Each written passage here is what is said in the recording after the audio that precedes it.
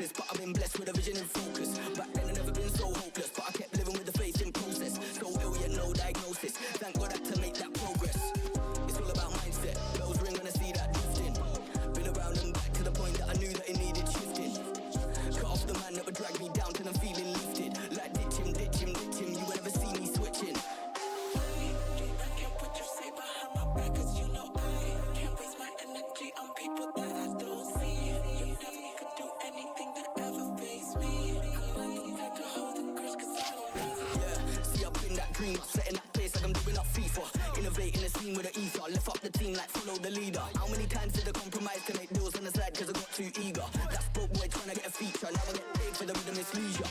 Used to be so low, reminisce way back when I was alone. Got pain from my mind just a decade ago, this way that I rode was out of control. Can't tell a boy stick to the code if he got guilt living inside of his soul. Man, I have to pray to God to let it all go. We've been here before, if you know then you know. I can't put you say behind my back, cause you know I can't waste my energy on people that I don't see. You never could do anything that ever face me. I'm not the type to hold the grudge, cause I don't ever worry. I can't put you say behind my back, cause you know I can't waste my energy on people that I don't see. You never could do anything that ever face me. I'm not the type to hold the grudge, cause I don't ever.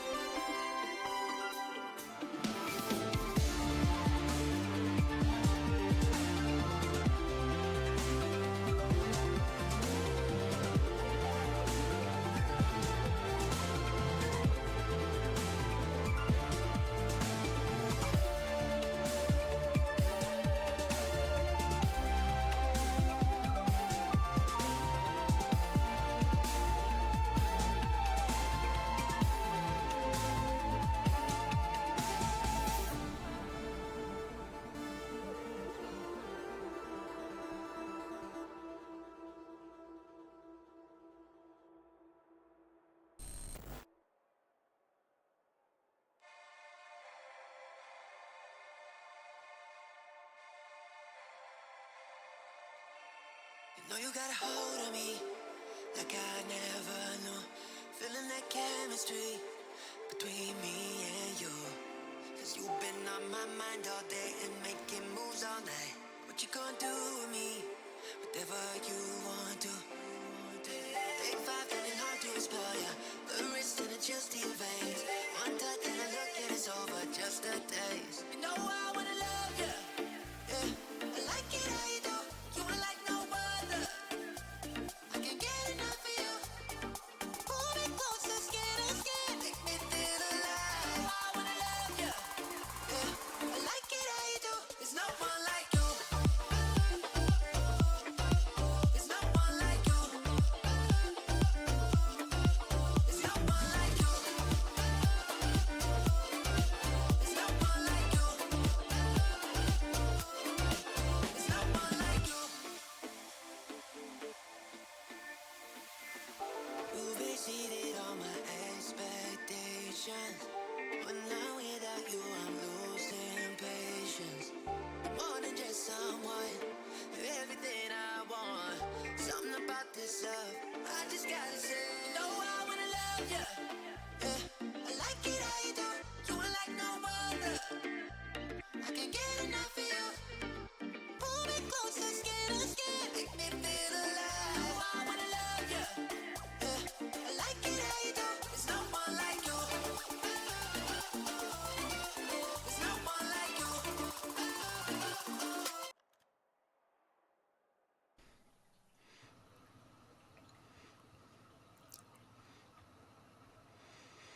Hello and welcome everybody to the Pro League Season 0. This is Playday number 10. We've made it all the way. I'm sorry, it's 8. I don't know why I had 10 in my head. We had 4 and 4 and I thought that the number at the bottom was wrong, but I am the one that is wrong. So, welcome everybody. Numbers are hard. My name is Rio and I am joined by the wonderful Mr. Merch. How are you doing today? I'm doing great, Rio. I am so excited to be here. It is the last play day and the last group as EU finished up this morning. I'm very excited to see what's going on, what we have in store today. Yeah, I am amazed by what I saw earlier today in the EU games, and big shout out because those were also cast by one of the players that we're going to be seeing today, STN, and he actually did a wonderful job. I think he was really riffing well with Jerry there. So just really him kind of his team on the bricked side here shortly. But let's take a quick look at the lineup for Group A because this is where we will be getting started with here momentarily. And yep, in just a second we'll get it. So hang on there for a minute. But I can just go ahead and go over the lineup because I've got it pulled up. But it is Bricked, Scallywags, Oni Legends, and the Blowers. So there's some really interesting teams in there. And kind of looking over kind of the overall scoreboard, we have Bricked on the top with 2,700 points. So they have really kind of gotten their number up there. And then following that closely behind is we have the Scallywags in 8th, we have Oni Legends sadly in 12th, and the Blowers are pretty much straight in the middle, just a little over that at 5th place. So yeah, there is our scoreboard down in the right hand side.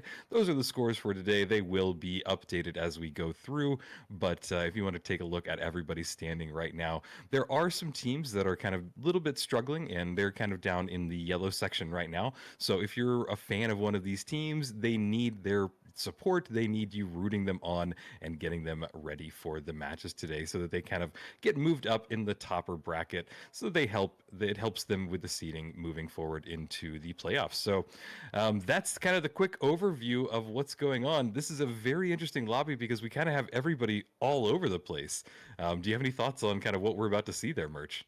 Well, a lot can be shaken up here, aside from the fact that I believe Bricked is essentially cemented in first place. I think they could play with their monitors turned off today if they wanted to, and still have a pretty easy time maintaining first. But Yeah. other than that, I'm just excited to see how, if at all, the meta has shaken up for the Pro League with this recent patch. It was a huge Yeah. mid-season patch. We see the Nullifier, previously Yeah. known as the Stun Gun, so I'm intrigued and optimistic to see maybe some shakeups in the meta because I think something needed to change for quite some time. Looking Yeah. forward to it. I think you're right, and I was talking to everybody beforehand, and I think that they saw the nullifier used 2 or 3 times in the EU side. So I'm curious to see if maybe the NA side is a little bit different, if some people just absolutely have to run it, or if they just don't feel like running at all. We're gonna find out. And chat, I hope you guys are excited as well, because we're gonna be getting into it. And let us know, what do you think about the new nullifier? Do you like it? Do you hate it? Does it have no place in the game? Let us know your spicy take, and I'll read it out loud a little bit later. But we are getting started. This is Beyond Soul under construction. This is a very interesting lobby, so get excited, look at the teams up top, find your color, and follow along as we get started. Yeah, we are underway here. Obviously, have to jump on board with Rick as we have Stooge just not missing to start things off. He has more enemies in his sight, and those are unfortunately the blowers who look to be dropping like flies. However, Busy's going to get dropped and then instantly defibbed by STN. That's a full reset for Brick. Still looking to get work done around here. The fight hasn't really commenced much more as Ethanol gets the reset on Normalize here, and we're going to look for another engagement that's about to take place in the staircase. Huge red going back and forth. I believe he caught that and sent it. Yeah. Incredible reaction time out of STN. Kid is an absolute freak. Doesn't know Normalize is in the stairs though, but unfortunately for Normalize, he looked away at the last second and doesn't catch him there. Busy's going to get a pick with the sledgehammer. Another is going to fall to the DMR, or Pike, I should say. And that's now going to be a wipe for the blowers. So Bricked looking to secure this money and the hospital side of things, one of the hardest cash outs to push, and we see that bridge getting worked on as well. But now up top we have Oni Legends, who have struggled a bit so far in the Pro League. Jumping aboard with Strafes here, some nice shots, looking to get the finish. He does take out Gremlin, and they also have a cash out A underway. That's another pick in the hands of Walio. Belize is going to get one as well, but that's a two-piece coming in from Strafes and a wipe for the Scallywags. Nice work early out of Oni Legends. However, he's taking some more shots. Looks like a third party's on the way. Yep, and there is that nullifier in hand, so we see one person running it already, and he immediately gets caught out. He has to dive into that building, able to get away with a sliver of HP, but sadly that is the end for Pure Strafes as he goes down in a pretty convincing way to Normalize. Normalize now spotting out his next victim, but unable to find the shots, so he's going to run away, going to that crane, which is a very good vantage point for him to be in, and the blowers look like they're in a really good spot right now, as Cash Out A is about halfway done. Here is the push for Oni Legends and potentially Scallywags as well. There are 3 teams here because nobody wants to deal with the other cash out. It is quite stacked and quite hard to do. But looking at the loadout and kind of the layout right now of the blowers, we see that they have a good vantage point overhead. They're also set up in a nice little goose structure and ready to kind of stop anybody and jump over there immediately as they go for the cash out. It's interesting how everything is kind of slowed down. Nobody really wants to go for anything just yet.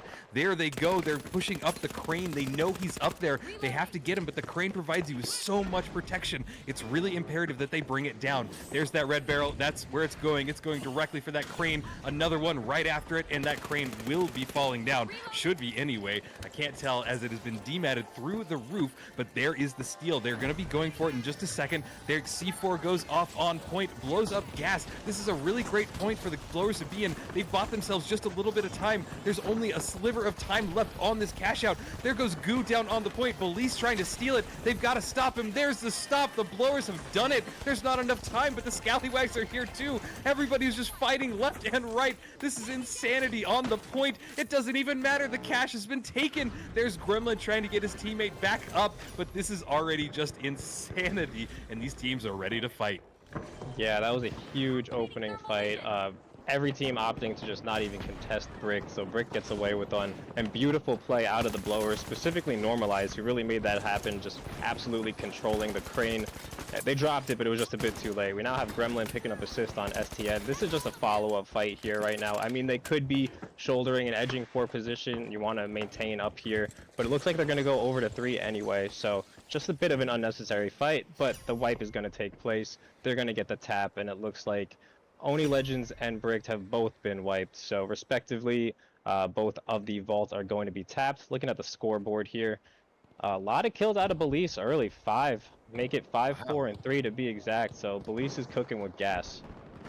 Absolutely, and I love to see the Scallywags come back. They've had a really interesting performance throughout this entire league, so gotta say I'm rooting for them a little bit, but we move over to Zuki as he's down to just 5 HP. His teammates are dead. He's trying to avoid a team wipe, but somebody is right around the corner. He goes in, closes that door. Surely they heard it, but they're gonna ignore him and let him survive as his teammates probably coin back in. They've got about 12 seconds, so there's still a little bit of time. Zuki gets spotted out again, sadly goes down, unable to keep his team up, and the blowers are wiped. We're gonna move over to the next vault as Cash Out D is already gotten started by the Scallywags, but here is Vault 4, and they're gonna be taking it to C. And C is a really interesting spot because I believe that it's somewhere over by the construction area. Yeah, so it's kind of in this middle area, but we see immediately that Brick is here. They're ready to intercept. They want to get this cash out. They want to stop them from getting it put, and they want to be the ones that are able to do it. Brick in a great spot to get this stopped. Kip with an RPG in hand. They are getting close, and I think that they're going to get this cash put in without much problem.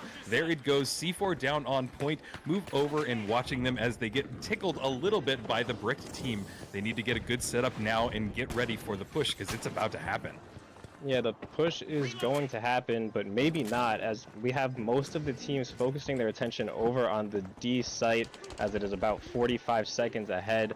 This is just something we see a lot in the NA side of the league. These crazy staggers, a bit of the extra fights going on after the point, during the point, but we have an aggressive steal taking place. The Sledgehammer going to put in that work, get one stop. Defending a point that isn't theirs, Brick can do whatever they want here, and it looks like they are looking to disrupt the blowers, at least for the time being. This one belongs to the Scallywags. It has the whole time, and there's about 25 seconds left on it for anything to take place. As we do see a wipe on the blowers. That is unfortunate. You hate to see it. And now we have Brick just standing around on site. They are going to go for the steal, so they're not hard briefing or anything of the sort. However, they are taking shots from the top, and they do get the flip as well. So that's theirs. They're going to maintain first place. On the other side of things, though, Scallywags, they've swung their attention over to C. They lost D, but now they have about halfway progressed over on the C site. Gas going down. Strafe's getting the resets over on Kip, and we're going to see some aggression over here on C as every team is alive. Vault 5 may get tapped by the blowers. However, attention needs to be focused on C because this is going to be a tight-knit race, tightly contested for second, third, and even first place here. It's still achievable with or without a double Rio. But we have a huge engagement coming in between the Scallywags and the Oni Legends. 2 picks going to Bricked, actually. And that's going to be a fast wipe for the blowers again. I don't even know what happened over there. That was across the map. But we see Oni Legends going for a steal. A nice C4, but he takes himself out with it as well. That did cause a bit of a delay. We have Oni trying to make something happen. There's just not enough time. If he sticks it right now, he might get it. I think he got on just a hair too late. This one's going to swing over to the Scallywags. And Brick has money going on the other side of the map. Yeah, a little bit wild, and we also saw Gremlin fall off the map. I'm not sure if he intended that, but I did see him kind of go flying downward with not much potential of being saved. But it is not going to matter much as everybody has been wiped on their team, and there's a reset going on. But looking at the scoreboards, we see that Brick is very strong in the lead with 36K. On top of that, they're in control of another cash out, so this tally could get quite big. Kip, what are you doing, buddy? What is going on? These little bounce pads can be lethal, but he's now getting charged by Belize. It is an SA versus SA shotgun off. And did they kill each other, or they all just died? Moving around, Wally now trying to spot out his next victim. Gets pure strafes with the model. There has been a slight buff to the model, and we really haven't seen it much, so it's kind of cool to see it in play once again. Wally's still trying to stay alive, but can't take it as he gets just shot again by Zuki. There is the cash out getting started by the blowers. They're in a good position, and honestly, I'm rooting for them because I hope they're able to hold it and take it. Yeah, I'd like to see some success on the side of the blowers as well. These points are split. They are going to end pretty much at the exact same time, though. And first place is still achievable if somebody can overtake Brick. I'm curious to see if they're going to see any aggression or not. But regardless, we are seeing aggression on the side of construction as Oni Legends are making an aggressive move here. They might even go for the stick or the bait on it. I do see Normalize up top and probably in the best position so far. However, Kip might have the drop on him. He's got his RPG in hand. just sees him behind the goo. He's going to go for this 1v1 win. Misses his RPG. That is an unfortunate RPG to miss. He should drop his dome shield here now. They don't have much time to work with. He based the C4. That was actually beautiful work. Baited the C4 and had his mesh shield out. However, the blowers are about to collapse on site, and Oni Legends have to get out of there. Beautiful counter pad, actually. Amazing counter pad. Ethanol is going to fall to unfortunate in the hands of the Cerberus. Kip Kip, nice movement using the gateway to easily traverse around the map. No other deaths have occurred, but there's just not enough time here. Unfortunately, the stick is in, but that's it. That's going to go to the blowers. So as you wanted to see there, Rio, you love to see it. The blowers are going to take second place here, Brickton first. Yeah, the blowers did great. I think that they had a really kind of strong performance the whole time. And on top of it, there is Bricked just controlling the lead even more. One thing that I want to point out is that Busy, who has been typically in this league been using the minigun, has been using the sledge in that last map. I'm not sure if that was picked just because of the map that we chose, or if it was more just kind of, hey, we have such a lead, let's see if we can get it, have some more fun. But with that, if he was just having fun, the guy got 11 kills with the sledge. So I don't know, maybe he's now turning into a sledge main. These people kind of have a lot in their back pocket that they can pull out, and it's always kind of fun when they kind of mix it up. But yeah, that is the insane heavy hitter of that map. 11 kills with just a little under, or a little, yeah, at 63k damage. So that's quite a lot. And then looking at the blowers, they were really kind of a well-formed team. You can see that their combat scores are pretty even, and we see that their kills are as well. Interestingly, though, looking at the Scallywags, they were much heavy hitters. Also, the Oni Legends were heavier hitters than the blowers. So it just kind of worked out in their favor that the blowers were able to get the steals at the right time, able to hold on to everything, and really just kind of get it in control at the very end. So cool to see, and honestly, a really great start for map number 1 of Group A. Yeah, great stuff. I think it came down to positioning a lot of the time for the blowers. This game is an objective game. Obviously, you need to slay Yeah. out around those objectives, but just having a good position alone can deter people or just make it so you only really need to get that one kill. You don't need to be going for 2, 3, 4 when other teams are involved as well. Just playing your life is what it's all about, and Normalize was doing that extremely well last round. I am curious to see what our next map is. I'm not sure if we have it decided yet, if the pick is in. Are we going to Seoul again? Is that what I heard?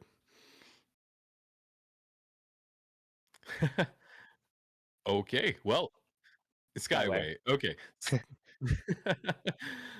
It's been a long day for production, but that's okay. We're going to Skyway Stadium next. And, interestingly enough, it's not a map that's chosen a lot. It is kind of, we don't have a massive, map pool, so it is kind of picked from time to time. But it's interesting to go from Seoul to Skyway, which normally people would probably put at the bottom of their list of, kind of maps that they would pick. But the way that it works is that the winning team, which was Bricked, was able to pick the map. So Bricked, I think, just might be having a little bit of fun today. I think that there's not a lot of stress on their side, so we might be seeing just a little bit different Bricked than we have in the previous other 7 play days.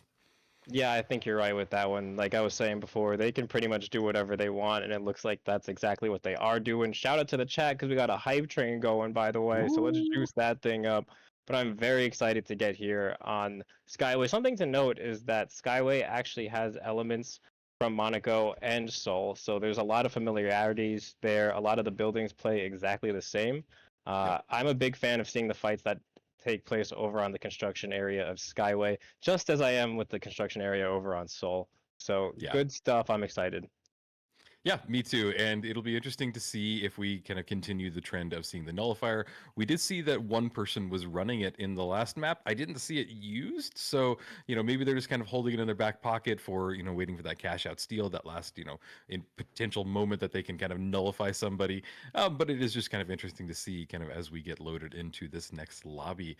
But yeah, this last one was interesting mainly because nobody really wanted to fight Bricked. Do you think that we'll see that again, or are we just seeing this is mainly like a 3 versus 1 kind of play? Yeah, I'm not sure what that was all about. I don't know if the players have just done the math and understand that Bricked is in first place anyway, so it Yeah. may not make too much of a difference. I don't know how that would actually work out gameplay wise, though. I think everybody should just be playing for first. You're gonna earn the most points that way. But it's interesting. It might just be an aura thing. I mean, they might just see Bricked and You know, they might have to get out of there. They're afraid of him, it seems like. I'd like to see someone push Bricked. They're all human. And they may not Yeah. seem like it, but they are all human. And but boy, are they good at the game. Interesting. Yeah, no, I agree. And I want to take a second to point out some things in chat that just happened. Somebody's asking, so there are no more Wednesday games. And that is true for right now. But on top of it, this Wednesday, we're going to be having a special episode where we're going to have Waltz, Burrita, and myself. And we're all going to be chatting about the Pro League. And we're going to be doing an episode of my podcast called The Vault. So come check out that on Wednesday. But the other big thing is Atelco. You king, you just donated all of these subs in chat, so thank you so much for doing that, Atelco. You're awesome, and yeah, you know that already. So thank you, chat. And one other final thing, chat. So we do have some multi-buck codes that we'll be giving out at the end of the matches today, and we're going to be doing it a little bit different. So if you guys tuned in to the EU games, I was really, let's say, inspired by how the EU was handling things today in their way of having these insane copy pastas that everybody was just going off and on about. And honestly, it just made it quite fun. So we're going to be doing something fun. So everybody out there, I want you to prepare your favorite copy pasta about the finals, about your players, about your team, about anybody that is involved in this game. And I want to see them in chat. And Merch and I will be picking a winner at the end of today of our favorite copy pasta. So keep them coming because they're going to be wild, and yeah, we will be watching for them and laughing behind the scenes. But yeah, with that, I've said a lot in chat. I hope you're excited. And production, are we waiting on something in the back end? What's going on before we load into these next maps?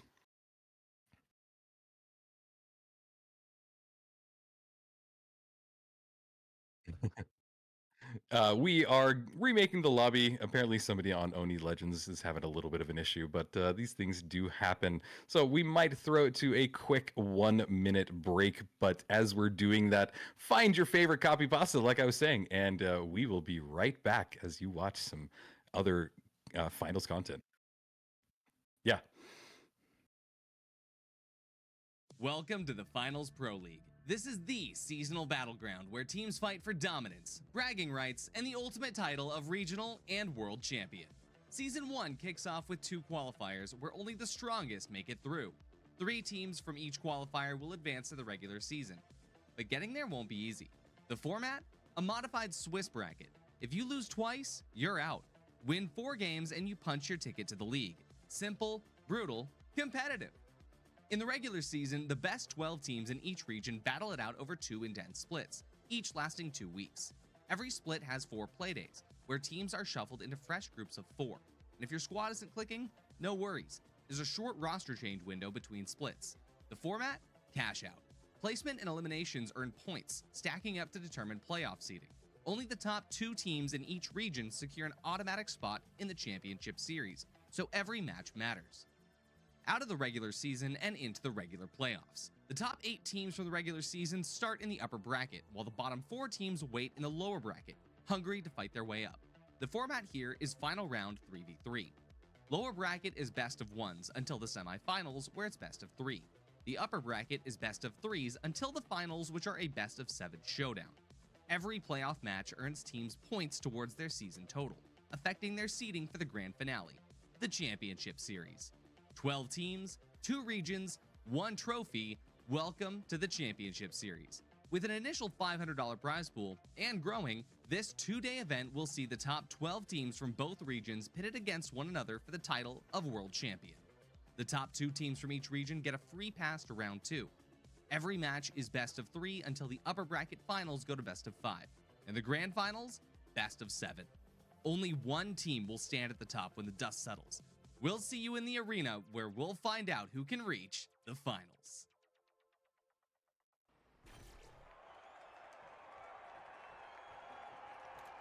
1 minute. We needed a minute to get everybody back into the lobby, but we are here now. And yep, we are getting started. So this will be on Skyway Stadium. We saw some great gameplay already happening from these teams. Everybody was slightly afraid of Bricked, and I'm curious to see if they are able to kind of get over their fear. But here we go, getting started. Find your favorite team, and remember, everybody, also find your favorite copy pasta, because you might have the chance to win $10. So with that said, let's get started on Skyway Stadium. Jumping on board again with the eyes of Stu J of Brick. We're taking some nice shots. We're seeing a heal beam, chat. I am so happy to see this. We haven't seen this in a long time. I don't know if we've seen it at all this season, to be honest. It definitely fell out of the loop, but we're seeing a huge winch come in. Busy's going to do more work with the hammer, so he's just running hammer today, it seems like. Now it looks like Brick is trying to collapse on what appears to be the last man of Oni Legends, just trying to get out of there. Oh, no, that's a wipe. I apologize. He's way out of there. And so are the Scallywags. So we have the blowers trying to move the money over to construction on A, and we're going to see Bricked go take control over at B.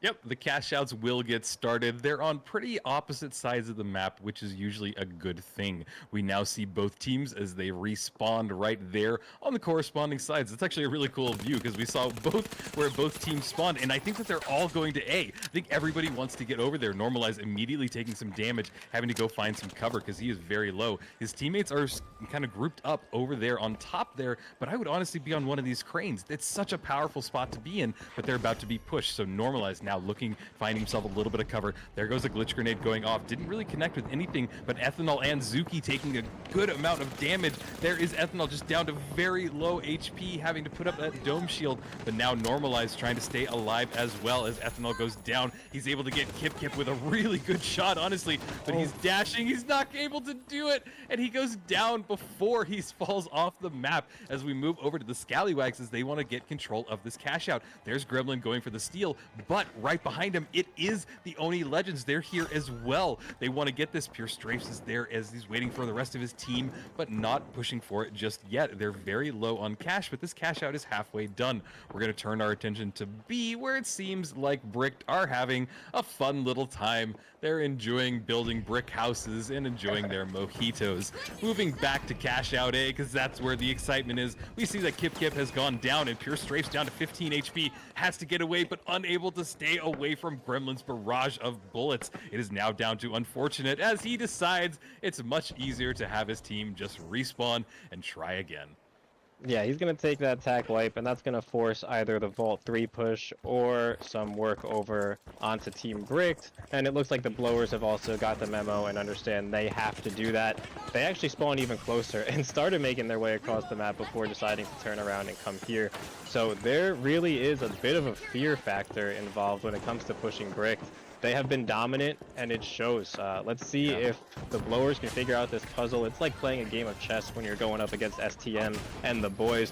Busy's got he's got some work cut out for him, but he's going to take out Zuki with a nice combo. He's going to get the two-piece. It looks like, well, someone on his team is going to get the kill for him instead. We now have just a poor last man standing for the blowers trying to get out of there. And it's looking like a reset here. I don't think anyone else is going to be coming over and pushing Bricked. Everyone's just going to go check out what's going on at Vault 3. So pretty standard defense for Bricked once they did actually get pushed, but they had about a minute of nothing happening. As we see the Scallywags getting a nice wipe on Oni Legends. That was quick. Gremlin gets his one and Belize with a nice two-piece on Unfortunate and Kip.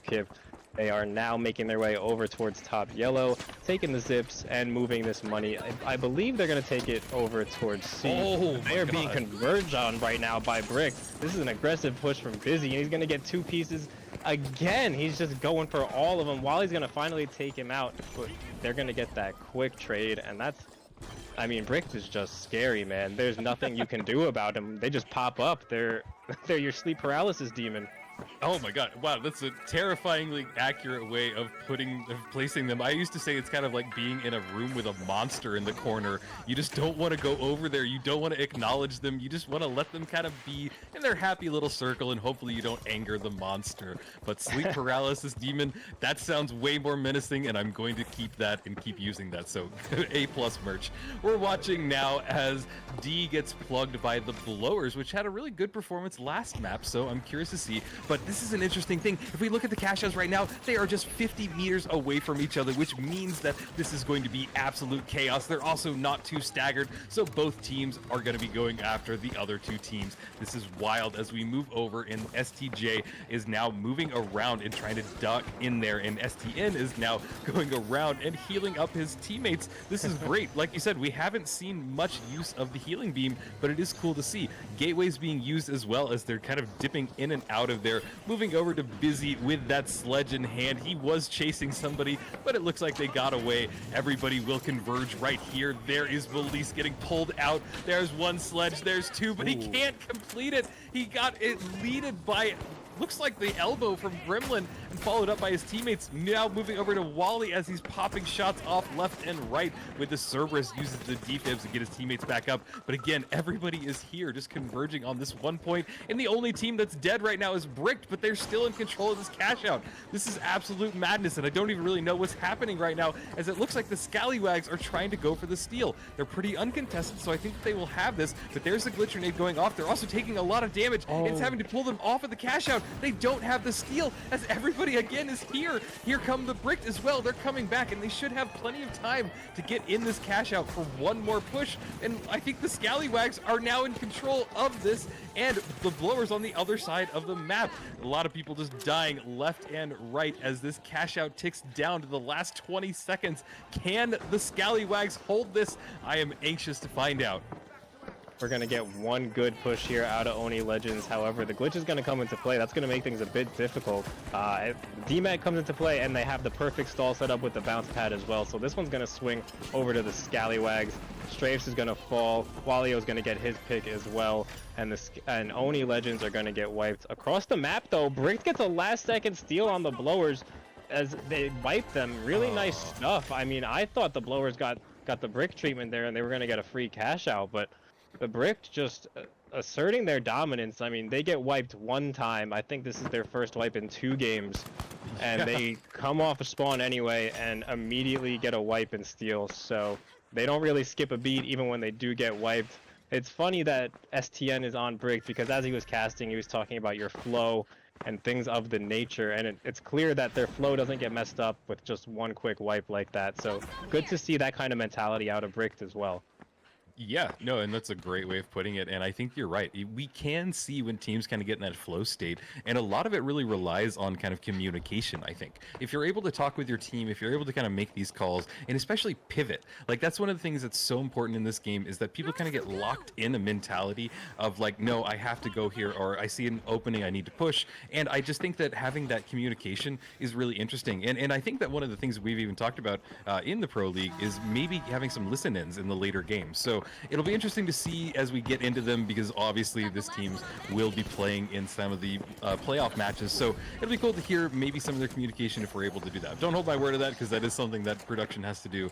It's a lot to ask for, but it's still quite cool. Anyway, moving back to the gameplay, we see that the blowers are in control of this cash out. They have started it. It is running back. They're moving away, as it looks like nobody really wants to mess with Brick again, as cash out A will become most likely the contingent point. There are the Scallywags as they've spawned back in. We do see Oni Legends, as it seems like they're trying to make their decision. Do they want to go to A, or do they want to go to B? So I think that they have now made their call. And yeah, like I said earlier, this will be kind of where I think everybody's about to clash.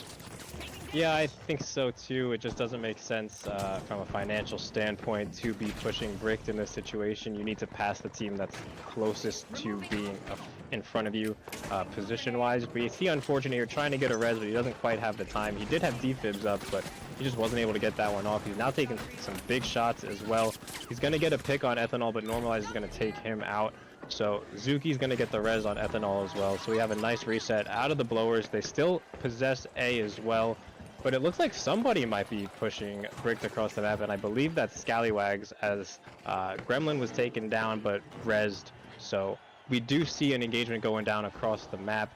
Meanwhile here though, the blowers seem to have this under control. Strafes just did get the reset on, unfortunate though, so they're gonna have one more organized push at this with about 20 seconds left to do something about it. We see the blowers playing the attic, a nice position here. They have D-mats at their disposal, red barrels as well, but a huge engagement is about to take place. Normalize doing his best to just play his life. He's a movement demon, especially with that dash in hand.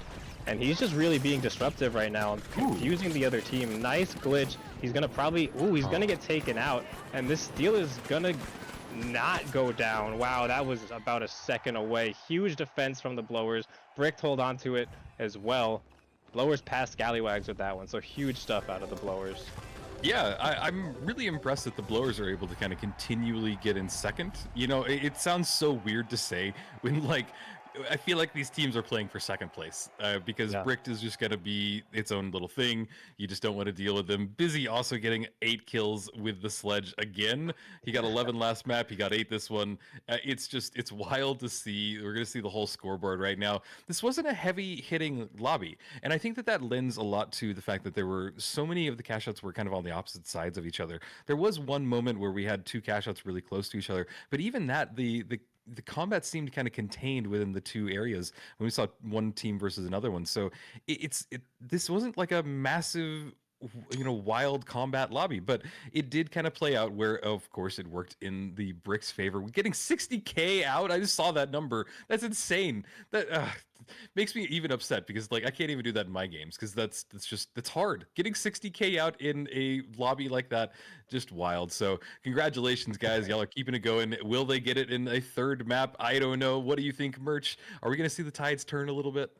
I mean, the evidence is telling me no. I don't see them slowing down anytime soon. And just to add on to your point with the crazy fights, I think it all boils down to how severe the stagger is. I think when we're seeing these 30+ second staggers, that's when the insane fights go down. But actually, for the first time with those even plugs that we saw, I believe on those close cash outs, that almost played out a bit like an EU, where we saw more calm, cool, collected pushes, strategic. Okay.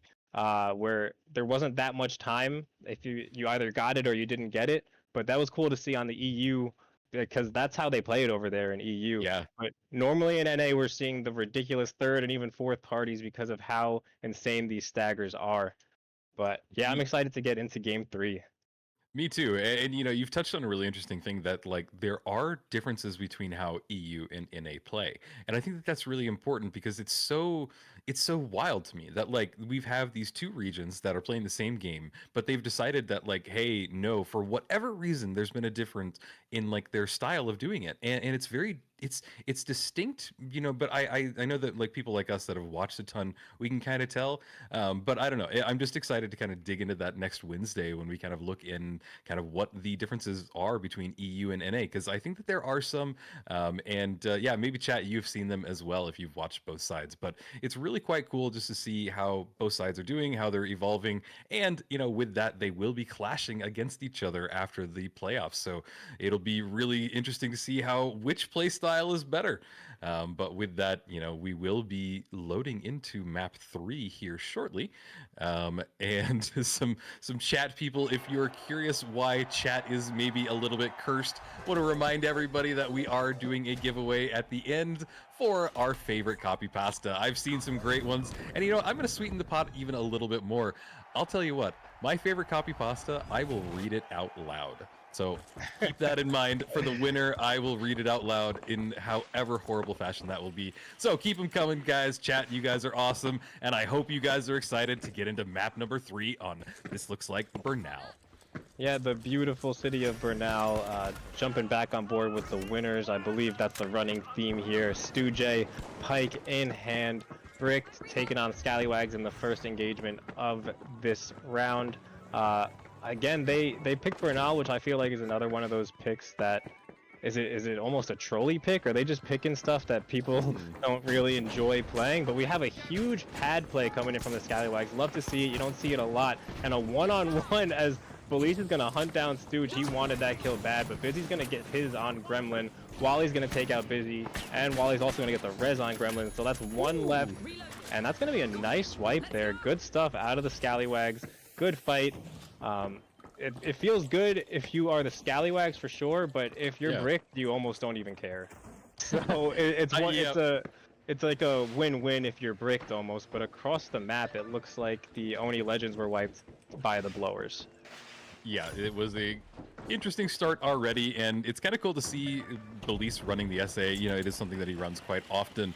But I saw somebody in chat at the early, start of the today, and they were like, I hope I see some SA shotgun gameplay because they really like high-level SA. So hopefully you're getting what you wanted, because we are watching Belize kind of pop off right now, as sadly he gets charged by the other SA shotgun held by Kip Kip. He's now trying to go for a res as Kip Kip's taking a lot of damage, but his team is kind of cleaning up in here. It is all down to Belize. He's very low, trying to find that last light player, but can't do it, and he does get wiped. So there are the Scallywags, who, honestly, I really want them to be performing a little bit better than they have so far. I've seen them play. I know that they're a great team. They've been around for a really long time, and yeah, I really hope that they're able to find their footing in this map. But we're moving over immediately to the other side of the map, where this cash out in control of by Bricked has been ticking down to about halfway there. They're struggling to stay in this fight. They're wanting to get the kills. There is some good shots getting STN down, trying to spot out the next one. There is the winch claw going off as Bricked makes their push in there. Ethanol trying to stay alive, gets Busy down, but no way he survives this engagement, and sadly the Blowers will get wiped and have to give this cash out away to the Bricked team. Yeah, that kind of seems like the running theme, at least in these first couple of games for the Blowers, as we see them get the plug. We see them maybe even win a fight on it, but just when crunch time comes into play, they can't seem to maintain a lot of these. However, they are getting those last-second steals as well, so they're having a pretty solid day. We do have the Scallywags now making their way over towards Bricked at A. I don't think anyone has fallen yet, but we have a huge winch coming in and an overhand right with the sledge. Belize trying to hunt down Busy. He finally is going to go down, and we see another heal beam coming in. So I think that's 2 heal beams on the map right now. It looks like they're walking the dog as far as medium and heavy play goes. Belize trying just his best to do something here, but again, he's the last man left alive, and he's going to fall this time to STN running the revolver. You'd love to see that. The Bricked is having fun out here today, but we do normalize on the other side of things, trying to just do his best. Zuki falls to unfortunate. They do still have 2 alive for the hands of the Blowers, but I believe Oni Legends are full up and they are in possession as well. So this is tough if you're normalizing the boys. They're just going to go for an aggressive steal here. Probably going to see a DMAT and or C4 come into play. We see the C4 followed by a jump pad. They do destroy the jump pad early. Oh no, it actually just lands up top. But we're going to see Normalize get stuck in the goo, and another aggressive steal going on. Not much of a choice here. He sticks it through the fall, but he's going to get taken out anyway. Unfortunate taking out Zuki. Across the map, Busy's taking out Gremlin, but over here on this side of things, it looks like Legends are going to walk away with it as Blowers get wiped. I believe the Scallywags also wiped. So Bricked and Oni Legends alive, and they are also respectively in 1st and 2nd place. Yeah, and unfortunate with 5 kills to his name, and the combat scores, honestly, from the whole lobby are really close. What is this? This is really intense. I quite like it. I love it when I see things like that, because it means that these teams are really kind of fighting against each other. No person's one-sided on this, so it's kind of cool to see. And it seems like even now people are really kind of wanting to go against Brick. They're not wanting to fight them, avoid them. I mean, they're wanting to fight them. But here is Stooge as he's trying to stay alive, but sadly can't stay in the path, as it looks like Busy is able to get a few kills with the sledgehammer. Ooh. Oh, he goes for another one. Did he get the kill with the winch claw? Yes. He did. Oh my god, you don't see that often, because the winch claw does, I think, 15 damage. So there was not much that he had left in that, and that was actually quite cool to see as Brick continues to dominate. Yeah, Bricked doing what they've been doing all season across the map. It looks like the Blowers have been wiped as well. Nothing plugged quite yet, but looking at the scoreboard here, Nothing really jumping out at me. Looks like pretty even distributed stats. We do see Yep. the Scallywags trying to plug over at C, and we see Brick trying to plug over at D. The Blowers coming off spawn, and they have the spawn for D, but if I've learned anything from today, they might just go over to C. I'm interested to see if they do want to fight Brick. I don't think they're going to want to, though, to be honest. Normalize looking to set up a nice gateway play.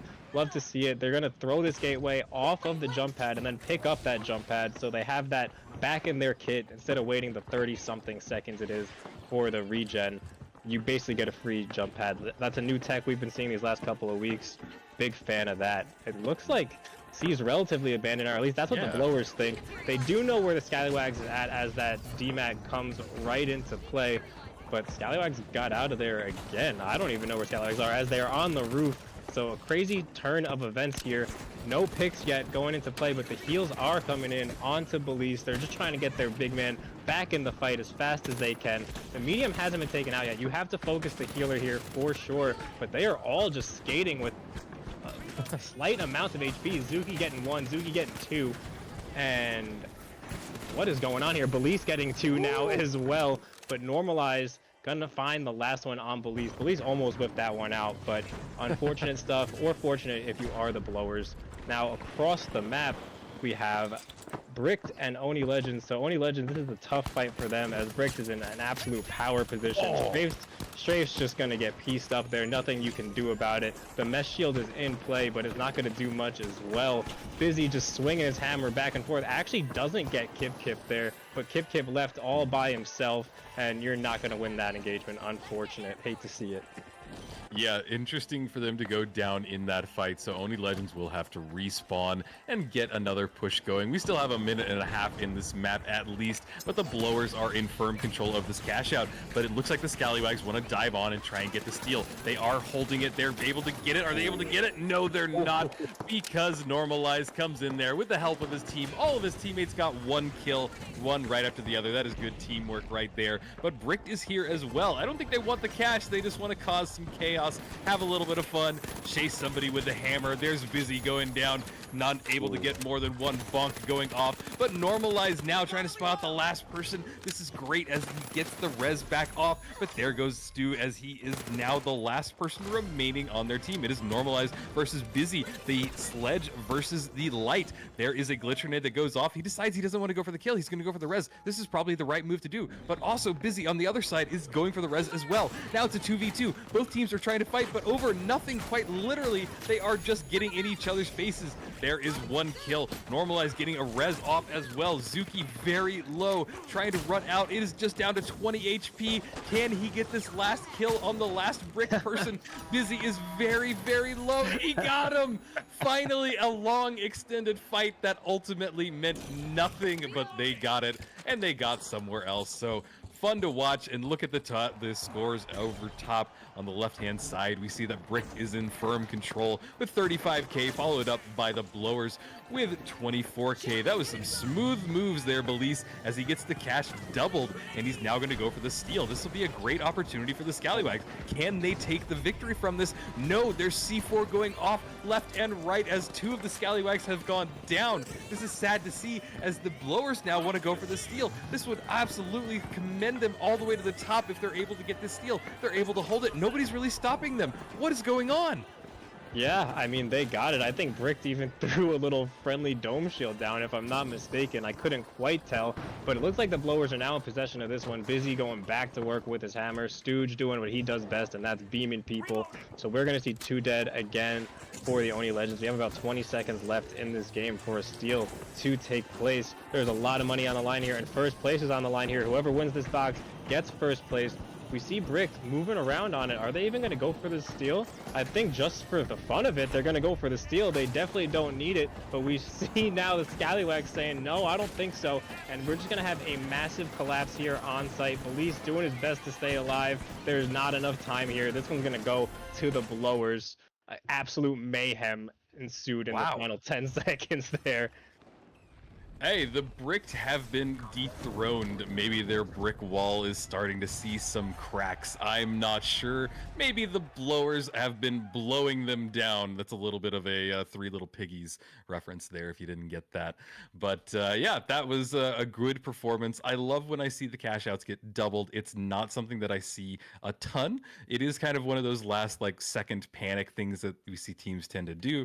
But I love it because it makes it just so chaotic. You don't know who's going to get it, and it can make it where basically the last place team can get that steal at the very end and get propelled all the way to the top.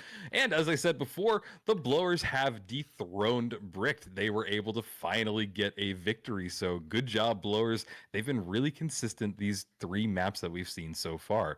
What are your thoughts on what we just saw there, Merch? Yeah, I think Bricked is just putting on an absolute clinic. They're pretty much saying we can do whatever we want and still perform at the highest level, as I believe Busy has top fragged every single game with a sledgehammer in hand. So that's Yeah. pretty impressive. You could say it's like you have the surprise factor, but that really only works for the first fight in the first match. Once you understand what's happening here, you gotta play around that, play to the counters, but it doesn't matter what you do against Bricked. They are just putting in absolute work. Uh, However, the Blowers have looked really good today. They've had some inconsistencies when it comes to defending their initial cash out plugs, but Mm. other than that, they've recovered extremely well. I'm having a lot of fun watching Normalize today. Right? There's people with smooth aim and there's people with cracked aim, and Normalize has some cracked aim. I mean, they Yeah. both don't miss, but it's just a completely different visual, and it's Mhm. very exciting to watch Normalize play this game. Yeah, no, Normalize is definitely somebody to highlight because it's been fun. It's been a really kind of good player. It's been well rounded, and yeah, it's been cool to see. Also, I've seen some really good plays from Belize. You know, Belize everybody knows, but I've seen him with some really good movement, and I think that that's really something to commend, especially when you're a heavy and you kind of have to hit those perfect jumps, those perfect little bounces, and yeah, it's just cool to see. We saw him in that last one just kind of hop over there with his little bunny hat on and get the cash out doubled. But we're loading into Sis Horizon, everybody. This will be map number 4 as we wrap up in this first group. So get excited, get those copy pastas, keep them coming. I've really been enjoying them so far, and yeah, we are getting started on Sis Horizon. It's nice to see a different team get a first place and map pick because I love to see Sis Horizon. This was my alternate pick to the first match. However, Normalize hunting down that pick on Busy. He's gonna find it. STN is gonna take out Zuki, so Normalize last one alive for his team. Gonna look for a reset here, as it looks like Bricked has done the same. STN getting the fibular on Busy over there. We're gonna see a nice 3v3 in just a second. Azuki's still down. I don't even know where his trophy is actually, but it looks like Bricked might just be getting out of there with the money. They're gonna laugh straight to the bank, but nice shots out of Normalize, opting to use the XP today. We're seeing a little bit less use of the ARN, which I support. I think the XP is the better choice. Ethanol getting his pick on Busy, using that SA. Normalize beaming right now, as I was saying. Oni Legends wiped across the map and they're already back alive, so they might have a play over here at B if that is where the Blowers decide to go, and it is. The Blowers are going to get this plug, but as we've seen, they've struggled There it early, is. and we see the nullifier, so someone's just going to get sent to the upside down for a few minutes, and they'll be back shortly, but we see an immediate steal coming into play as Normalize is taking some shots in the back alley. So Strafe's finding Normalize in a auspicious, or non-advantageous position, and he's gonna be trying to hunt him down, but nobody has really fallen yet. A lot of nothing, a lot of dancing, a lot of cat and mouse going down, but nothing really has actually happened yet. So huge fire coming into play, but it immediately gets nullified somehow. Ethanol getting his pick on Kip there. Unfortunate, doing his best to stay alive as well as put out some damage. Nice goo and zipline work. Now gonna play the stairs. He's skating out there. STN getting his pick on Gremlin across the map, so the Scallywags fall across the map. Ethanol just going for an aggressive steal, as we do not have a wipe on the side of Oni Legends. However, Strafes is going to get the res, so they're just going for the reset. About a minute left over here on B, and not much of a stagger over on the other side of things at A. Yep, B is ticking down a little over halfway done. They are in a good spot. The Blowers, I think, are also becoming one of these teams that not a lot of people in the lobby want to mess with unless they absolutely have to. They are showing that they are very consistent, but they have maybe spotted somebody out. Kip must have hurt him through that wall as they were right on the other side of it. No, I'm sorry, he was spotting his own teammate. That's how he knew it. I was wondering what was happening there. But yeah, that makes a lot more sense. Kip blowing up the floor and now trying to spot everybody out, but I don't see a push. I don't know what's happening. It looks like the Blowers are just kind of waiting.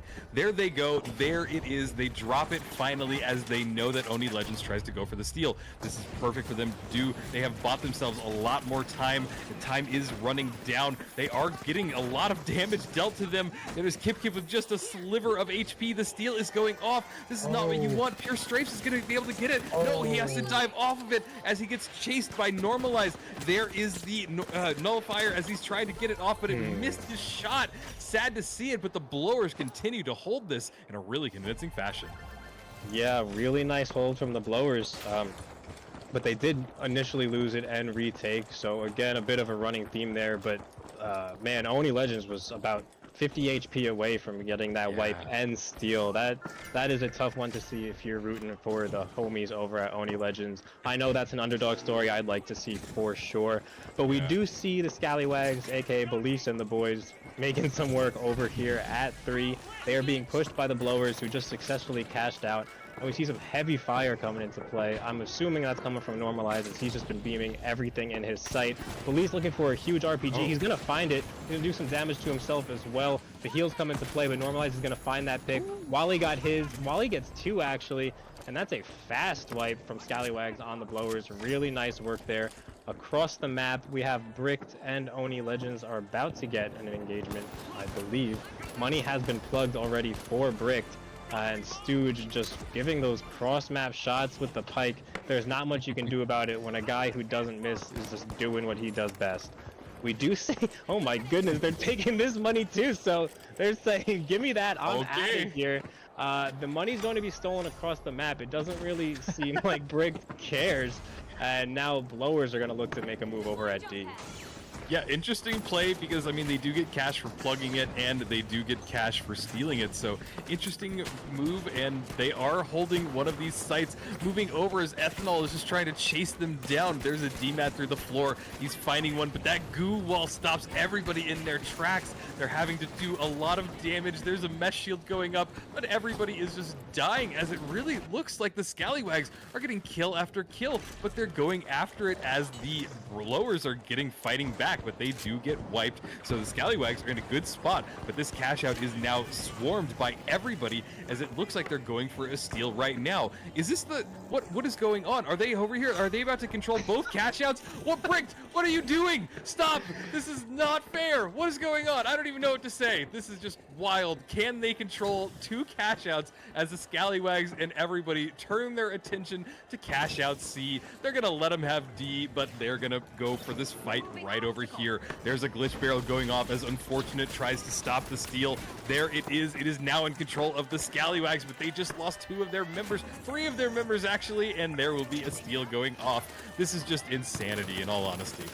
This is absolute insanity. I'm going to keep it real. If I was any of these teams, I would hate Bricked for about everything they stand for. I mean, they are absolutely making a mockery out of the rest of this lobby, and there's nothing anyone has done about it except for the Blowers and that last game.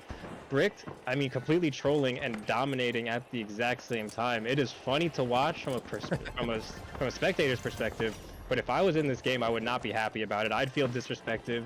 And like Michael Jordan said, I would take it personally for sure. We do see the Blowers now trying to make a move over on C as well. They did get away with that first steal. They have the time for it if they can make something happen, but it looks like Oni Legends is ready to collapse on here.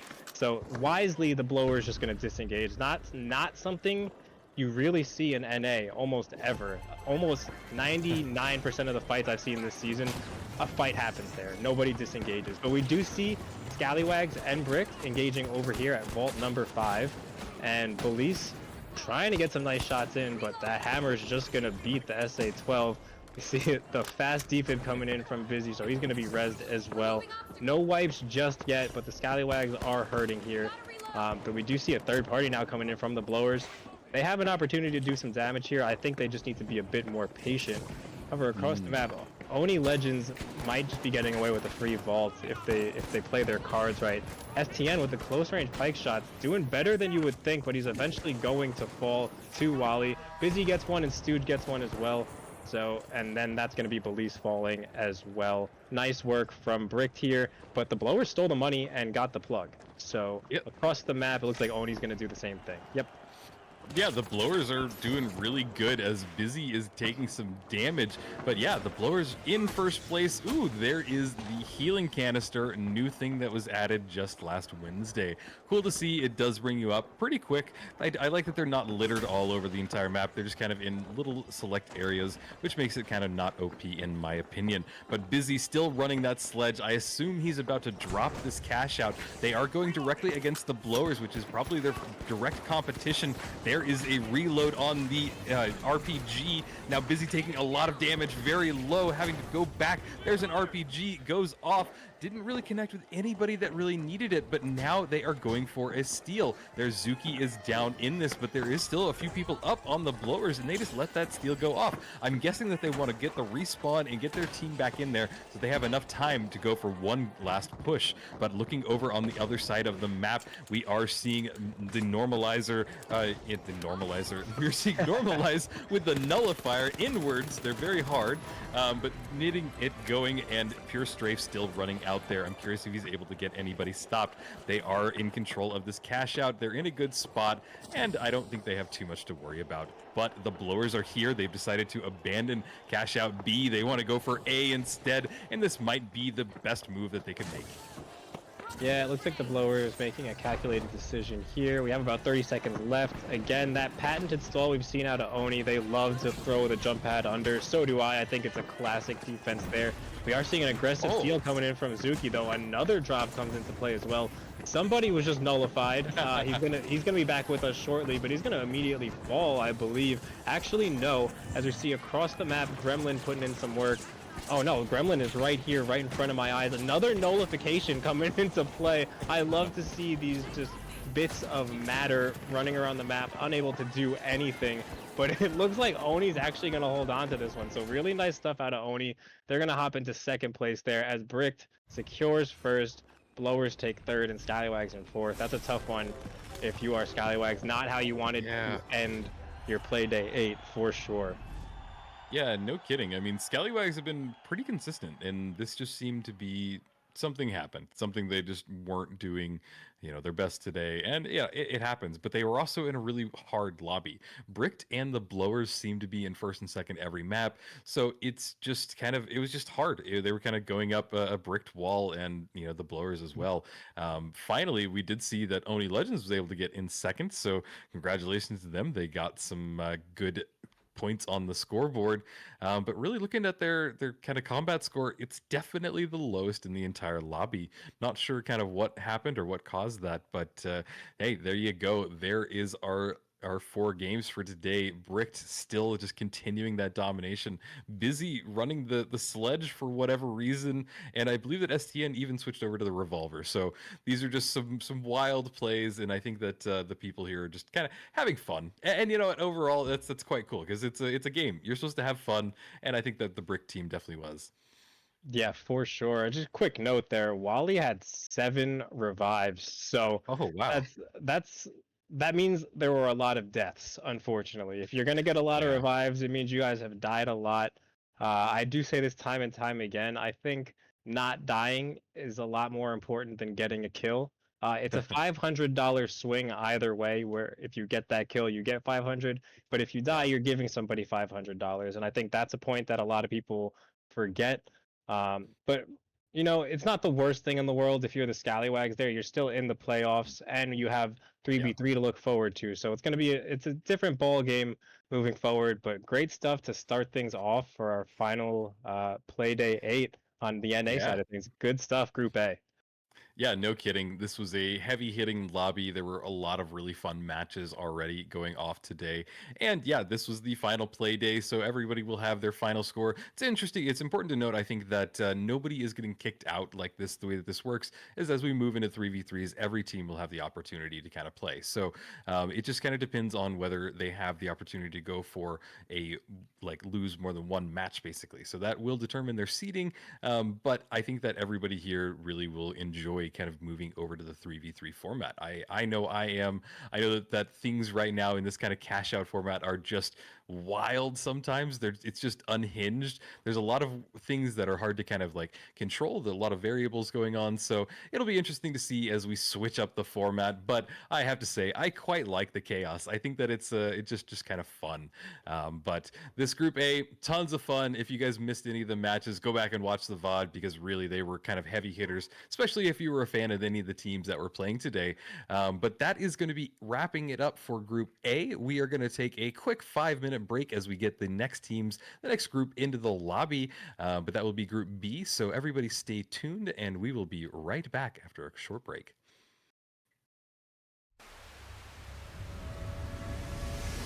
This isn't just a game.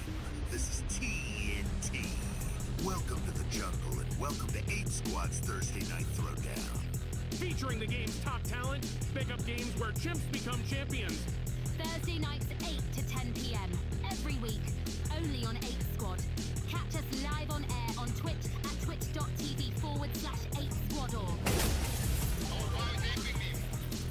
In the world of sports, every second counts. Every move matters.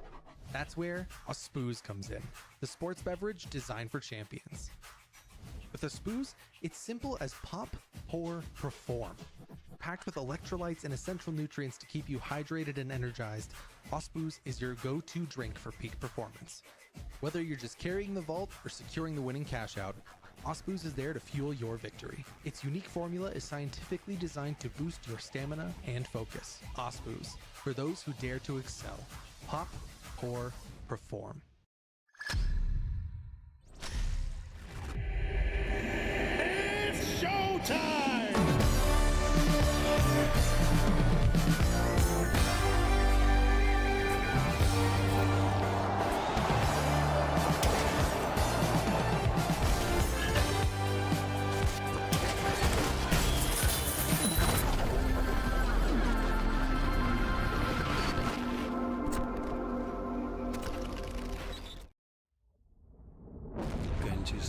The real world can be unfriendly, misleading, confusing. But your world doesn't have to be. Reality Shield will protect you, cutting out the noise, making the world perfect. We do not censor. We cultivate. Engimo.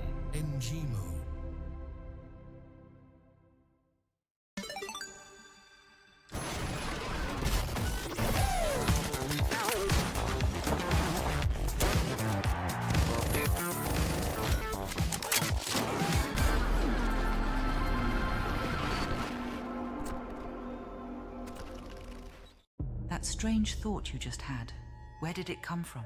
And was it even yours?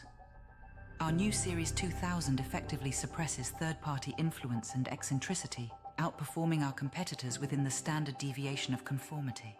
With the Series 2000, your mind stays in control. Via, we as one. The life giver, the sun, always on, the source of everything that is good. But can it be trusted? Holtau's Sun Insurance will have you covered if the unimaginable happens and the light goes out. Holtau, brighter than ever.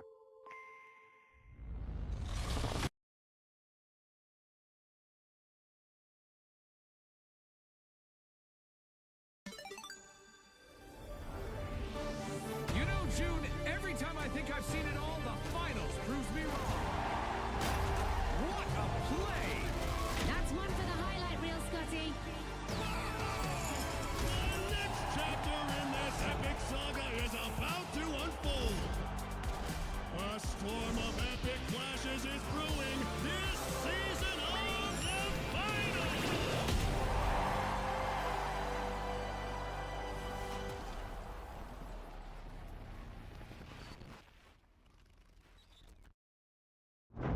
The stars. Distant. Watching. When will they arrive? Will your family be disintegrated first or last? Will your family dog become their leader? With Holtau's alien invasion insurance, you don't have to worry. Alto, we got your back.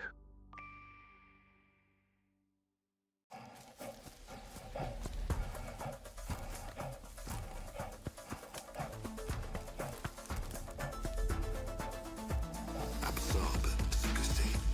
Monde, monde, pour misérables et fortunés. Absorbe. Ce que tu désires devenir, c'est ce que tu es. Alors, absorbe, absorbe.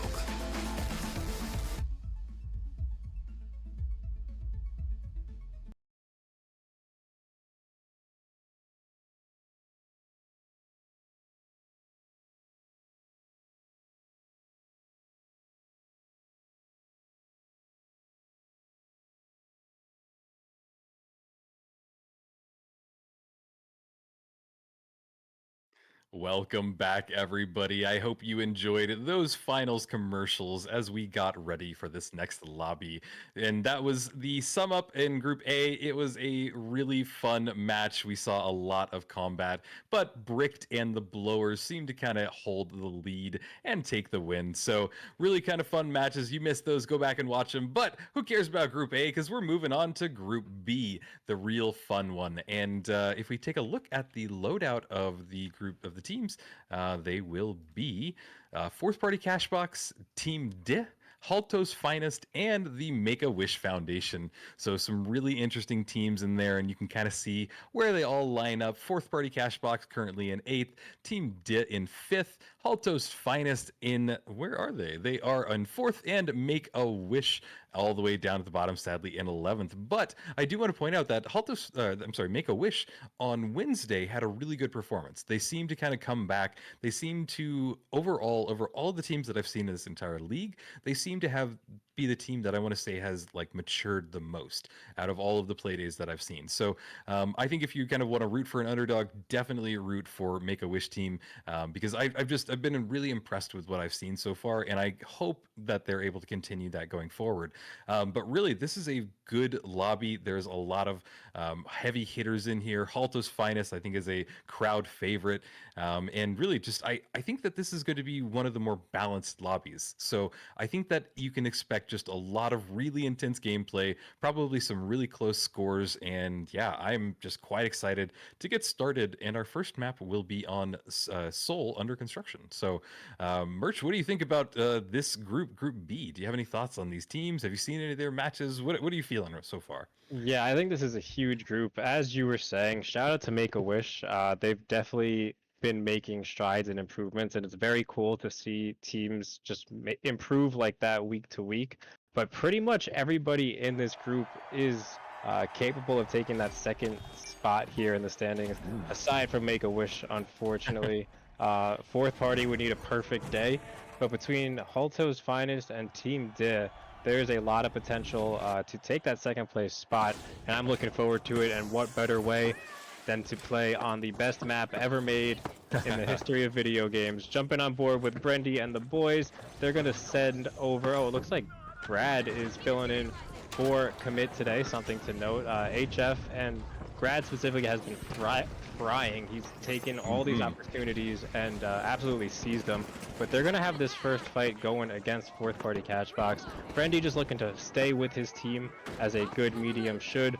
Lamp finding one, finding two, and that's just going to leave one alive for Fourth Party Cashbox. Brendy going to look to move the money because they can get this over to Hospital. However, Team D opting for an interesting strategy. They're just going to go.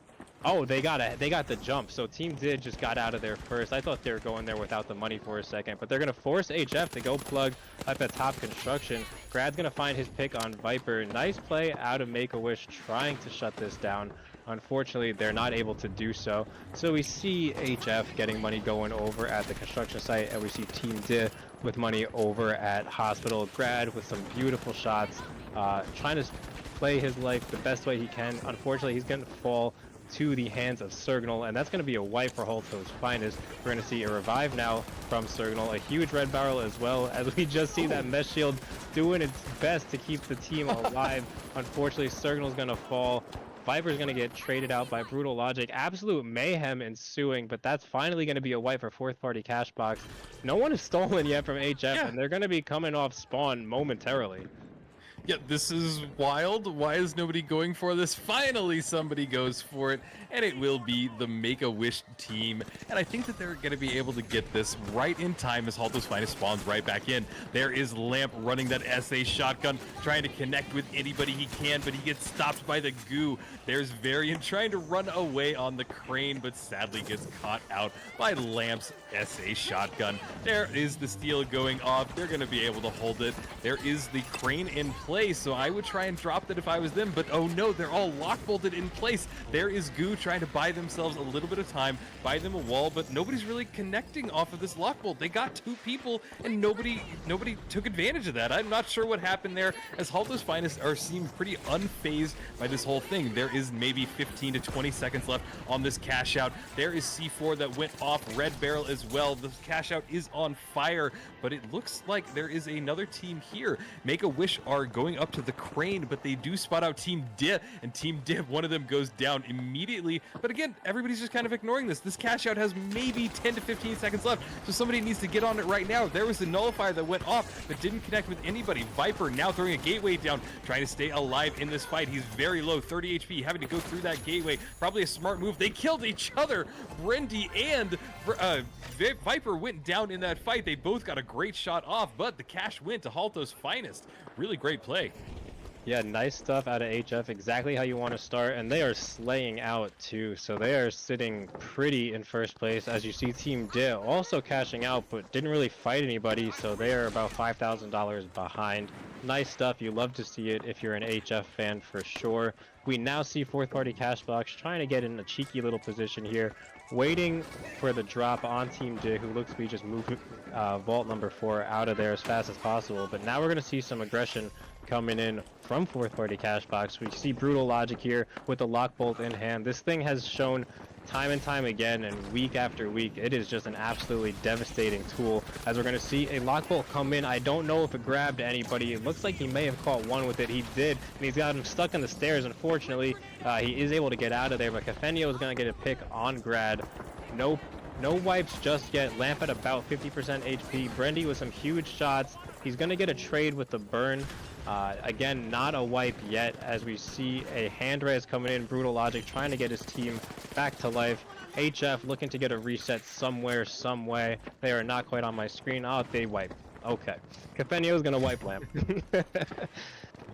That's okay. They did go down, but they are leading the scoreboard right now as Team Dit is in firm control over this cash out. It is about halfway done. We did see that Brutal Logic was trying to reload that lock bolt, but sadly he got glitched and now forced him to go over. I also haven't seen that skin on the lock bolt. It's kind of cool, honestly, but there he goes. He shoots it down, unable to really get anybody from that. Sadly, he was very close from that, now having to run away very low, but getting chased by the Team Dit. He does go down in that.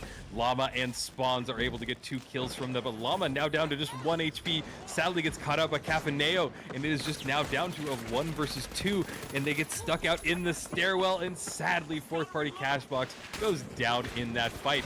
But Spawns immediately caught out again by Viper, and going down in that fight as well. The cash out is being stolen. It is now in control of Holto's Finest, so Holto's Finest was able to sneak in there in amongst all the chaos and get the steal. Looking now at Bobo as he throws some smoke down, goes and demats the floor below him, and is going to get his teammate back up. He decides to go for a demat play instead of getting him on the slow res. Cash out is running down, and Holto's Finest seems in firm control. I don't think anybody's going to have time to steal this as we move over to Cash Out C. Cash Out C and D are very close to each other. They're going to want to make this push, and I think that we're going to see all of the teams dive right on it. But there is Bobo as he spots out one of Holto's Finest members, getting some shots shots off, but it is all blocked by that mesh shield. Moving over to C, it is still in control of the Make-A-Wish boys. You'll love to see it, but time is ticking down, and oh no, fourth party Cashbox is here as well, and Halto's finest. Everybody wants to be diving on this point. Cash Out is running down. Viper has to stay alive with his team. They need to hold on to this just a little bit more time. There it is, fourth party Cashbox diving on it. They want to go for the steal. There is the nullifier in hand. Can he get it off? He did. He got him off, and that is going to buy them just a few more seconds. Interesting play as Viper now runs back, and the steal is going off again. Glitch grenade in hand. They're able to stop it. Well done. Make-A-Wish team.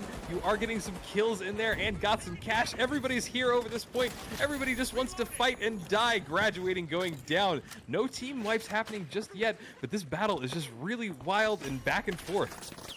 Yeah, and it seems like every time we jump on board with fourth party, they're getting kills. So it's interesting to see them struggling this much in the financial department. But we do see Team D with another cash out underway. Is that one also at hospital? It is. It's up on helicopter pad, it looks like. So that's two fantastic cash outs to be blessed with if your team did. They earned that first one for sure, but it looks like timing just worked out over on this one, as we now have a massive engagement taking place over at 6, primarily between HF and Make-A-Wish, but fourth party doing their part and being annoying. They're now gonna jump over here because they definitely need some money. Fourth place is not gonna cut it.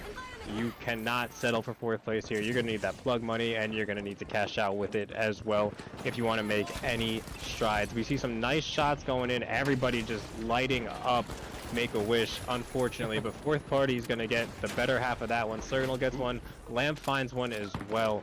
So Make-A-Wish is wiped, and now we see HF and fourth party getting jiggy with it. Brendy, nice DMAT play here. He is the self-proclaimed shotgun king, and right on cue. Nice flick shot there on Cafenio. Love to see it. Big Brendy fan over here.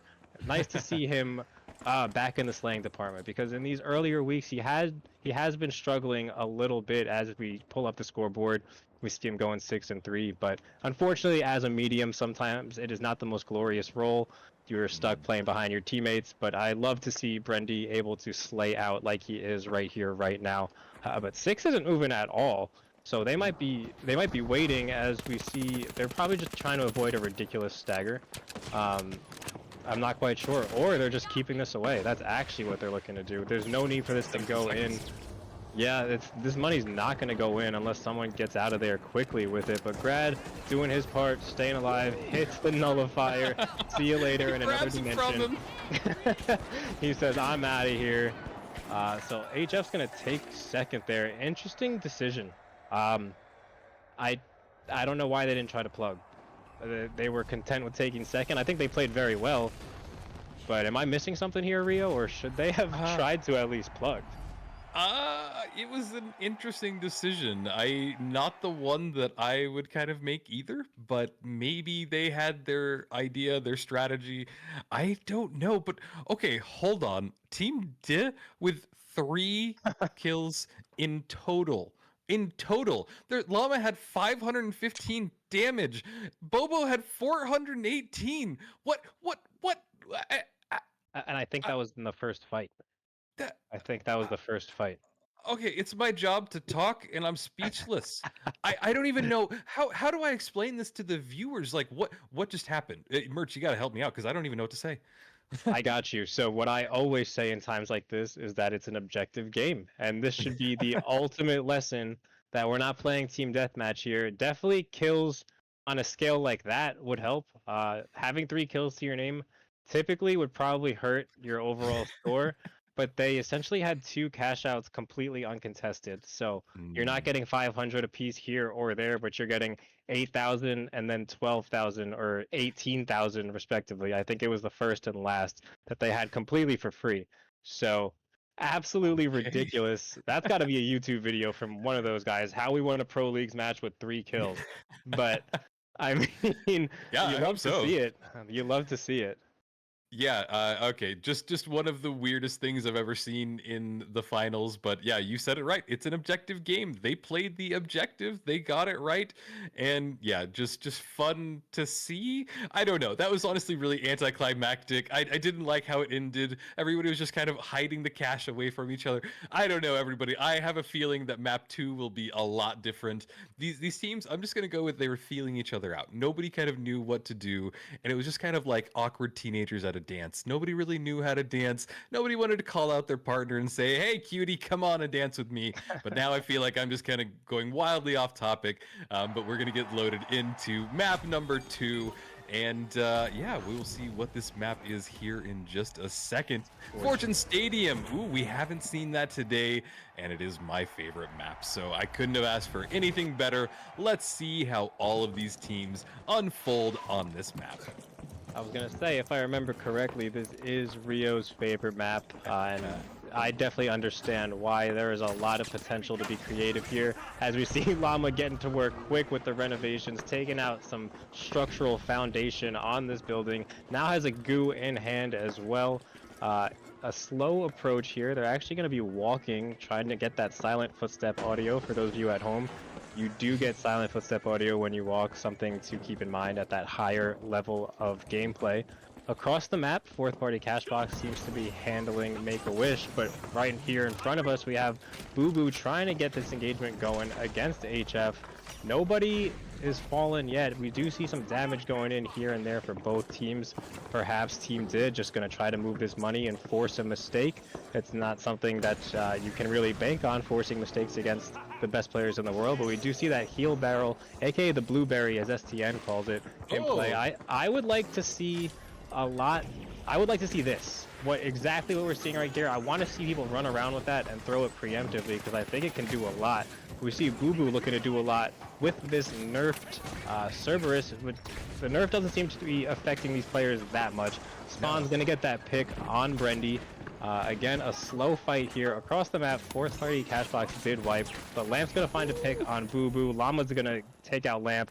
Grad's going to get Llama, and then Spawns is going to get Grad. So one by one they fall, the trades come in, and that is a nice wipe for Team defending the equivalent of the hospital cash out. So pretty much picking up right where they left off as far as hard cash outs to push.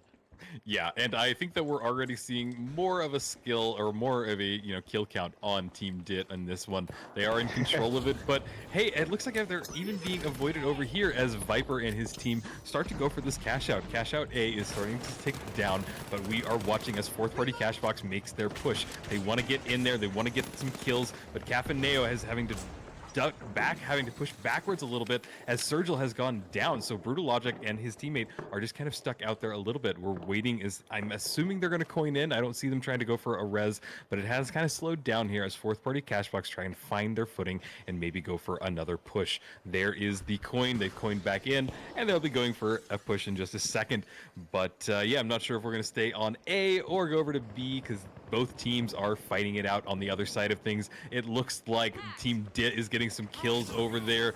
Llama with another bonk, but there is the last person from Halto's Finest as he makes the push into the Team Dit members and is unable to really get a kill. Moving over to cash out A, we're watching Cafaneo as he dips in and out of that window, unable to kind of go for anything, doesn't spot anybody out. Glitch grenade in hand, nullifier as well, dives down in there, but not really going for the cash just yet. Time is ticking down, and I'm not sure this is the play that I would do. I would want to get there, but they seem to be kind of stuck, struggling to get over there. But there is the C4. They're going to drop it, and they are going to have a chance to go for it. I don't think so, not just yet, but there is a nullifier going down as well, and there are Team fourth party Cashboxes. They try and get on it for the first time, but no, not enough time. They are getting some kills, but yeah, they just ran out of time. Sad to see it. Yeah, that play just took a bit too long to develop, but good stuff for Make-A-Wish as you get out of there with the money. That's a nice start for them. We do see HF trying to set up with an aggressive move. I'm assuming that they have a gateway on the money. They do. Great, love to see that. And they're going to get this fast plug over on C. This is good if you're HF. You are the first team to plug here. and the other money hasn't even been completed as far as the tap goes. So this is going to be a monster stagger, and as long as HF can hold this, then they're going to be in a pretty good position for the next one as well. We see nice positioning there out of Grad, hunting down Cafenio. Nice pick from Lamp as well. That's going to leave one left for fourth party cash box, and they got handled pretty easily from HF. I love to see it. Grad is another really satisfying player to watch. Yes. I could watch him shoot all day. Something about people on controller too. It's just so smooth. It's different to watch, but Grad is absolutely cracked, and I didn't know like he was running a seeing- controller. That's cool. Oh yeah, Grad's a controller demon. We're gonna see Llama with the melee winch. I'm sorry, the sledge melee combo. That is a tough one to deal with, and they're gonna go for this plug now over at D. Almost a full minute behind C, and he's actually gonna get caught in the back from Varian. So nice stuff from Varian, sneaking that steal, sneaking the kill and the plug as well. So that's tough to deal with if you are Team D. You hate to see it. HF looking good though. No one's really pushing them. Yeah, Halto's Finest have the opportunity to set up here, and also the Make-A-Wish boys are doing really well so far. They're in first place and have the most amount of cash and are in control of this cash out. But we're going to switch over to the other cash out, where cash out C, held by Halto's Finest, as fourth party cash box start to make their push. They are coming up to the top level of this cash out, of this area of where they need to be, and kind of climbing around. I think we're about to see a DMAT and a bounce pad. There's a lock bolt as well. They lock some of the Halto's Finest members in there, but it looks like Brutal Logic went down in that fight. Graduating was able to spot him out, but Cafaneo now dipping and diving around. He's having to go into the stairwell, throws down that blueberry, love that name, but they are now having to force their way into another push. Halto's Finest are all still up. The cash out is ticking down. There it is. Sergil goes for the steal, but there is C4 on point, blows up, drops it, and it looks like Halto's Finest are going to be able to hold control of this, as Team Dit is here as well. We're watching as looks like the fourth party cash box just got wiped, but now Team Dit is like, hey, I want some kills too, and they came in and cleaned up the remaining of Halto's Finest. Now we're watching them as they bounce pad over to Cash Out D. Cash Out D, they have every opportunity to get the push on here, and they're running down to maybe about 25 seconds left. There's an APS turret. They're going to try and drop this down and go for the steal right from underneath them, but by dropping it, it goes down 2 floors. They close it up. This is a great strategy, but I think that there's still a little bit of an area that they could spot them out. We're watching as their teammates throw some goo down. Sadly, Bobo unable to hold on control. It is going to drop, and he is going to die. There is what looks like a gravity vortex, or maybe somebody got dematerialized, whatever it's called now, but the cash out is in control of Make-A-Wish. They're going to be able to get this, and I don't think anybody is going to have time to go for a steal, and Make-A-Wish is going to be propelled all the way to the top. This is what I was saying, is that I have seen the most growth out of any team, and it's from Make-A-Wish, so I'm happy to see them performing the way they are so far. Yeah, you definitely called that, and I think you're spot on with it. Make-A-Wish looking really good. HF also looking good, as again, they're just playing the timing the right way here. They're going to get this final plug, securing that extra 30 seconds of bonus time. Unfortunately, Grad's going to take it out there. We do see there's about to be a lot of mayhem going in, as Brendy's going to miss that initial defib. Lamp was nullified, but he's back. Now we're going to see that defib over on Grad, and a good goo out of Brendy, just keeping his buddy alive. Unfortunately, for the other team, HF is quickly reset and in a pretty advantageous position, to the point where I think Team Dit might be getting out of there. But we do see fourth party cash box at least putting in some shots, and Team Dit just going for an alternate route here, and now HF's going to find themselves between a rock and a hard place. They're getting pushed from just about every single angle. I'd like to see them get out of there, as fourth party is now going for an absolutely free uncontested steal. I don't think anybody's really close enough, and they weren't. They got the steal, so really nice timing from fourth party cash box, and fantastic situational awareness as well. This kill feed is just lighting up though. Fourth party is going to be taken out, and now we have an aggressive steal from Team Dit. Brendy's going to find an easy one there. He doesn't find that defib again. Oh my god. That's 2 times where we kind of missed a defib. He was glitched there, not much you could do about it, but that's tough timing. We do see them get wiped to Make-A-Wish, who are now going to get this steal. Team Dit coming off spawn, but they're not going to be back there in time to do anything about it, as they are now just arriving. Nobody has touched 6, and it doesn't look like anybody is going to. Yep, this cash out is running down, and the Make-A-Wish boys are holding strong. Here is fourth party Cashbox as they dematted down from the ceiling. They are going to go for a push. They have maybe 20 seconds and need to get on it right now. Goo is going off all over the place. We see Team Dit is here as well. Everybody wants this cash. Who's going to take it? And it looks like everybody is just dying left and right. Afaneo popping off, getting kill after kill. Can he connect with another one? He's looking for a kill, hiding behind that pole, but unable to do so. Time is going to run down, and it looks like everybody is dead but the Haltos finest, but the cash goes the way of the Make-A-Wish boys. That was just intense. What a wild matchup, honestly. That was insane. The way those last second collapses occurred. Great stuff out of Make-A-Wish. They are playing out of their minds. Balto's finest taking second place. I believe that's back-to-back second places, but that's pretty good considering Make-A-Wish was in 10th place going into that round specifically. So you're not really going to be overtaken by a team that many positions down. That's kind of best case scenario if you're HF. If you're not going to get first place, that's the team you want getting first place, and they're going to take second as well. 9 kills out of Varian, 9 and 2. So a lot of kills, not a lot of deaths. The fourth party Cashbox team did struggle quite a bit, though. That's tough to see. Looking to see a bit of a bounce back and recovery from them going into map 3.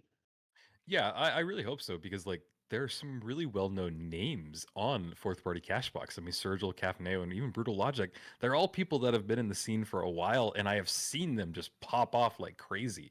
So I fully expect that they will. I'm not sure what's happening here. I thought that this was going to be a really balanced lobby, but it does kind of seem to be leaning a little more towards Halto's finest and the Make-A-Wish boys. So we're only halfway through. Those only the first 2 maps. They have every opportunity to change that up. But I do just kind of want to point out again, like I said it from the start, that like the Make-A-Wish guys just seem to have changed, and it's one of my favorite things. I was talking about people like behind the scenes, is that like this league, we've never seen this in the finals. We've never had the opportunity for a team to have growth, for a team to kind of change and like adapt in the way that they have. Most tournaments that have happened in the finals are normally like a weekend, or if we're lucky, a couple of weeks overall. But this has been 8 play days. This has been a lot, and I don't know. I'm really impressed with it, and I think it's just something that has to be highlighted in this scene, because we're seeing it develop for the first time. So again, guys, if you don't have a favorite team to root for, there are a ton in that lobby, but really the underdogs are the Make-A-Wish boys, and they're doing great. So I'm rooting for them. I hope that they can keep it going, because they do have some really heavy hitters in that lobby as well, with Halto's finest being up there as well. The Halto's finest, for those of you who don't know, have been around for a very long time. They were some of the first, really competitive teams. They even won the breakout event back in 2024, maybe that's 2023. It's been a while now, but yeah. So it's just been a really exciting journey for them, and I'm just happy to see these teams. So, but with that said, I've kind of talked a lot about all of the teams in here. Team DIT as well has been just a really a good performer. They seem to have really consistent maps, consistent play style, and yeah, they're just really well rounded. And fourth party Cashbox, I mentioned them before, but I hope that they're able to step it up just a little bit. Yeah, I think you pretty much covered all the bases there. This is such a tightly contested race. We have HF currently sitting in second place after that last one, but I mean, it is still so up for grabs for pretty much anybody here. I'm liking what we're seeing out of fourth party Cashbox and Make-A-Wish, though. It's cool to see these teams just progressing and growing. But that being said, we got map 3 underway. It is New Vegas. I love the aesthetic of this map. Everything is so shiny and new. Maybe I'm just a simple person that likes shiny things. But we do see a nice engagement coming in from Team Zit immediately on HF. Boo Boo's going to get that pick on Lamp thanks to the burn ticks. And now he's got another enemy in his sights. It looks like Grad trying to get out of there. Grad picking his battles. Unfortunate DMAT out of Boo Boo, not quite landing how he wanted it to. But he's going to find that assist over on Grad as well. Across the map, fourth party Cashbox is taken down. Lamp's going to find one, and that's going to be on Llama, who just recently took out Brendy. And now we have Lamp trying to play his life the best he can in a 1v2 situation, but he is going to be taken out by spawns. Lamp almost got out of there, but it's just 2v1. That's a tough one to get out of alive. Make-A-Wish with a fast plug. across the map. Love to see it. That's good stuff if you are rooting for the Make-A-Wish boys. Absolutely. They continue to impress, and I hope everybody out there is enjoying it as well. We've got a little bit of a lull, so I want to remind everybody that at the end of this map, at the end of this day today, at the end of the matches, we will be giving a giveaway of some multi-bucks, and we're basing it off of our favorite copy pasta. And on top of that, I'm going to read out loud my favorite copy pasta that you guys paste. So, chat, go wild, fly, my pretties, do what you do best, and let them be known what your favorite copy pasta is. Make them up about the players, anybody performing, but that's enough about that as we move over and Halto's Finest are getting pushed. They have to get something going right now as they move in and out of that stairwell. Graduating goes down. Brindy gets a kill though. Graduating gets back up by his teammate. They are in each other's faces trying to just go at it. Lamp very low. Graduating half health as well. Having to put up that mesh shield as he gets charged by their heavy. Oh, that was a great kill on Mr. Derp. That was not what you want to see for the Make-A-Wish boys. They decided to go for that push, and it just worked out in the favor of Halto's Finest. So the steal will go off, and they will be in control of this cash. Yeah, as we take a look at the scoreboard here, pretty even stuff for the most part. An early struggle for fourth party in the kills department, and a bit of success for Team Di. Early and often, they are looking to get these kills rolling in, especially to make up for lost time in that game one where they finished and won with 3 kills. Just to jump back to that point. But it looks like HF is probably going to cash out here across the map. I didn't see exactly what was going on, but we do see Make-A-Wish getting in there pretty aggressively, and the boys in orange are kind of far away. I don't know if they have a stall set up for this or not. I don't think they stop it. He gets it at the last second. Ooh. Oh my goodness. I mean, talk about playing with fire. That was way too close for comfort for my liking, but nice 2-piece out of Lamp and a kill out of Brindy as well. That's gonna be a wipe, but boy was that close. Now back over to Team Di. They look to be in a similar situation where they are being pushed by Make-A-Wish. They're actually being stolen from right now, or from fourth party, should I say. They're being stolen from right now, but a stop does come into play. We see the trades come in, Brutal Logic. We're gonna see one last hop. I don't know if anyone's in position to stop this. I don't see the mesh anywhere. Oh, he did it! Wow. Oh, wow. That's heartbreaking. Oh my goodness, at the very last second. I don't know what happened to his mesh, if he was glitched or something, or if it was just broken, but he definitely had a mesh there. Yeah, I think he just dove right on it and just got in his face, and they weren't body blocking because he thought his mesh shield was going to be enough. Just heartbreaking because I really thought that this was going to be the turnaround spot for fourth party cash box, but hey, unfortunately it doesn't work out every time. Graduating with that insane aim from across that half-injured side of the map.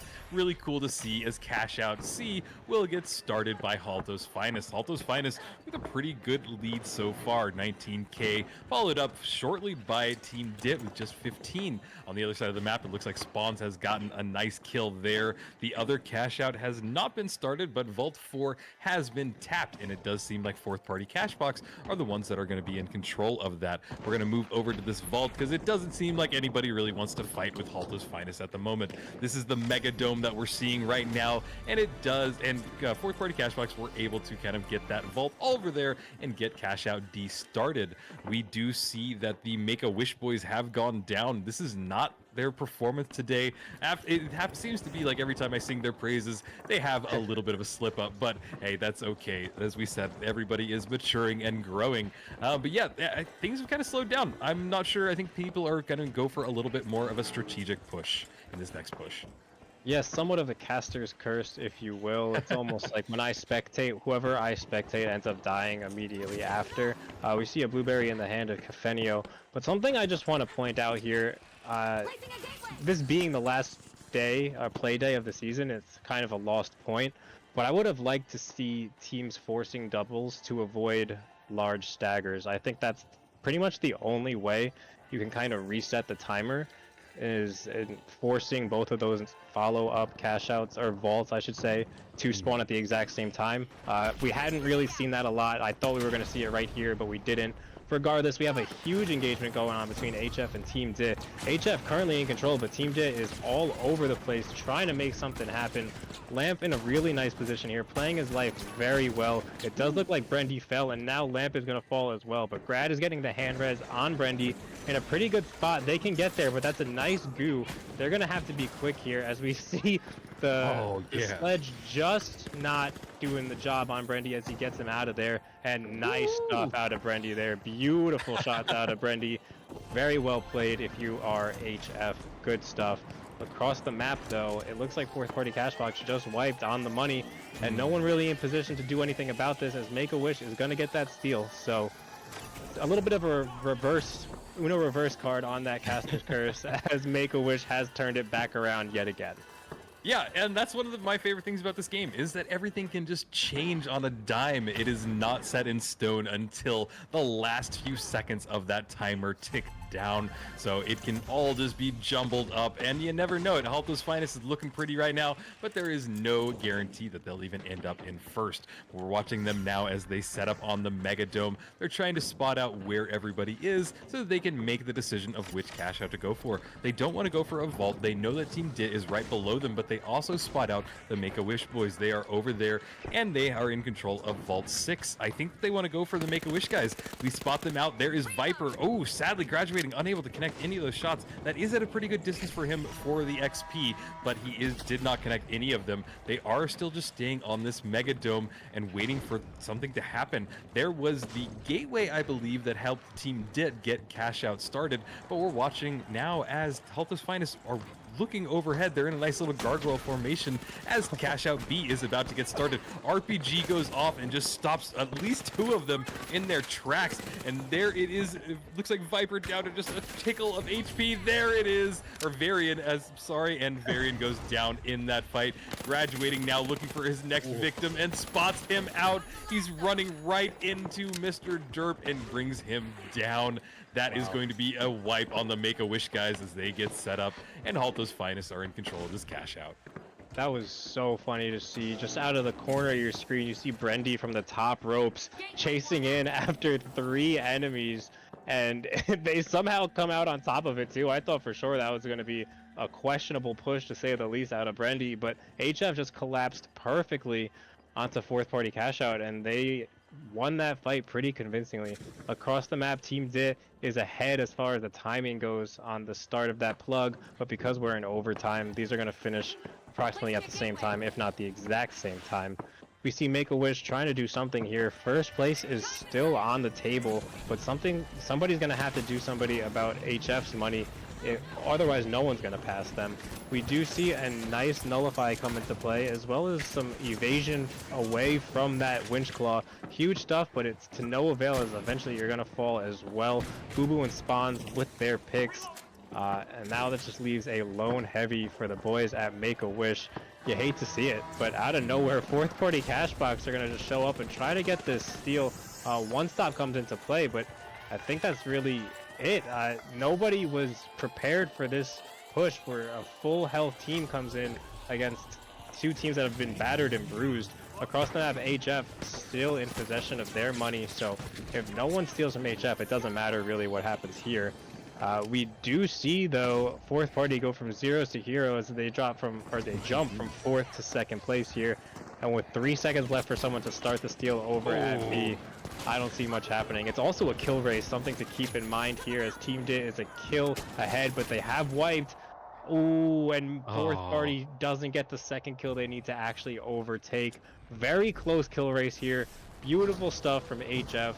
It's been absolute mayhem. These final boxes have just been absolutely insane, Rio.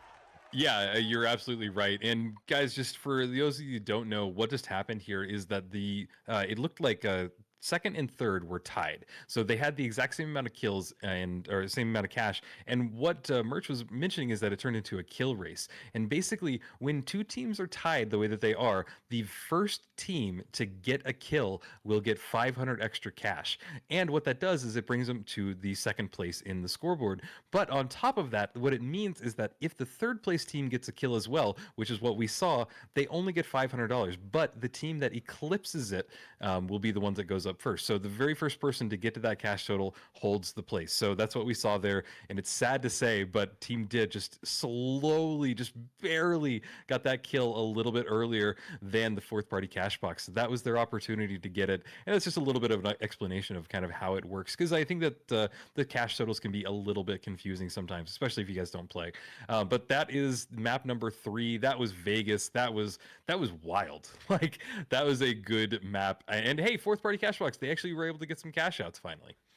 Yeah, good stuff out of fourth party. That's something to note. That's how the Pro League works, as well as just the fundamentals of the game. You have to overtake if you are the second team. In other words, if you're the second team to achieve that tie, you do not get the win. So the first team to get there gets it unless they are physically passed. And that's just fundamentals of the game. So we saw an exciting kill race at the end there. That was awesome. I feel like Vegas always has those crazy moments like that, but that's just been the theme of today, and that is also why we just love the finals. The chaos is what it's all about.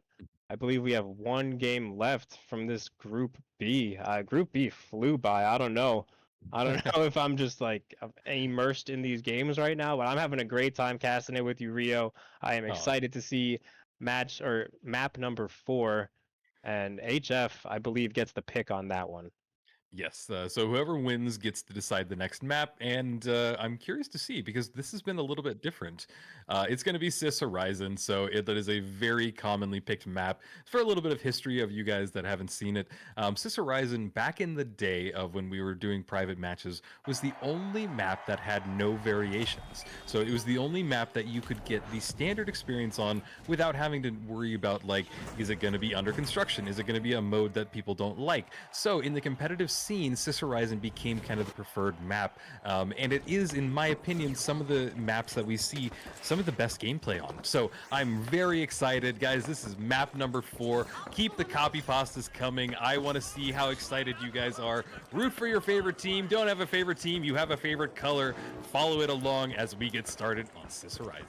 I can't wait. And just a quick note, I would love to see them add like suspended structures or up, down, left, right to Sis Horizon. But we have a fast engagement going down here as Cernal hits a Halo 2 super bounce, and he's going to take out that first one. Brutal Logic's actually going to get it, and we're going to see a fast defib as well. But that's just going to end up being a farm on behalf of his teammate, leaving the poor Light for Make-A-Wish left to just fend for himself. And that's going to be a fast wipe. As well, across the map, there was another wipe as well, and they are already respawned. So we see B plugged immediately for HF, a very fast start, but not too shortly after, we're going to see A get plugged in, so not a bad stagger. You shouldn't see anything too funky come of this. Yep, and this setup is happening right now from Team Dead. They are getting pushed almost immediately. There is a steal going off, but it seems like fourth party cash box is in control. They are above this, and it's making it a little bit of a challenge for them to spot anybody out. This is a very interesting spot for the cash out to be in, because it's on so many levels. It can be dropped like it just was. But now watching Spawns as he's getting kill after kill, brings Surgical down in that fight. There's one person left on fourth party cash box. Is he going to spot him out? And sadly, he goes down in that. Bobo eliminated, as well as Brutal Logic is trying to bring his teammate back up, but there is Llama with the bonk. He gets him, and he gets a very satisfying little bonk, but he is the last person remaining on his team. So now he's trying to dig himself a little bit of an area to get his teammate back up, but sadly, there is that sonar grenade going off, and it didn't look like he was able to get away from that. There goes Llama down in that fight, as fourth party cash box have somehow maintained control over this.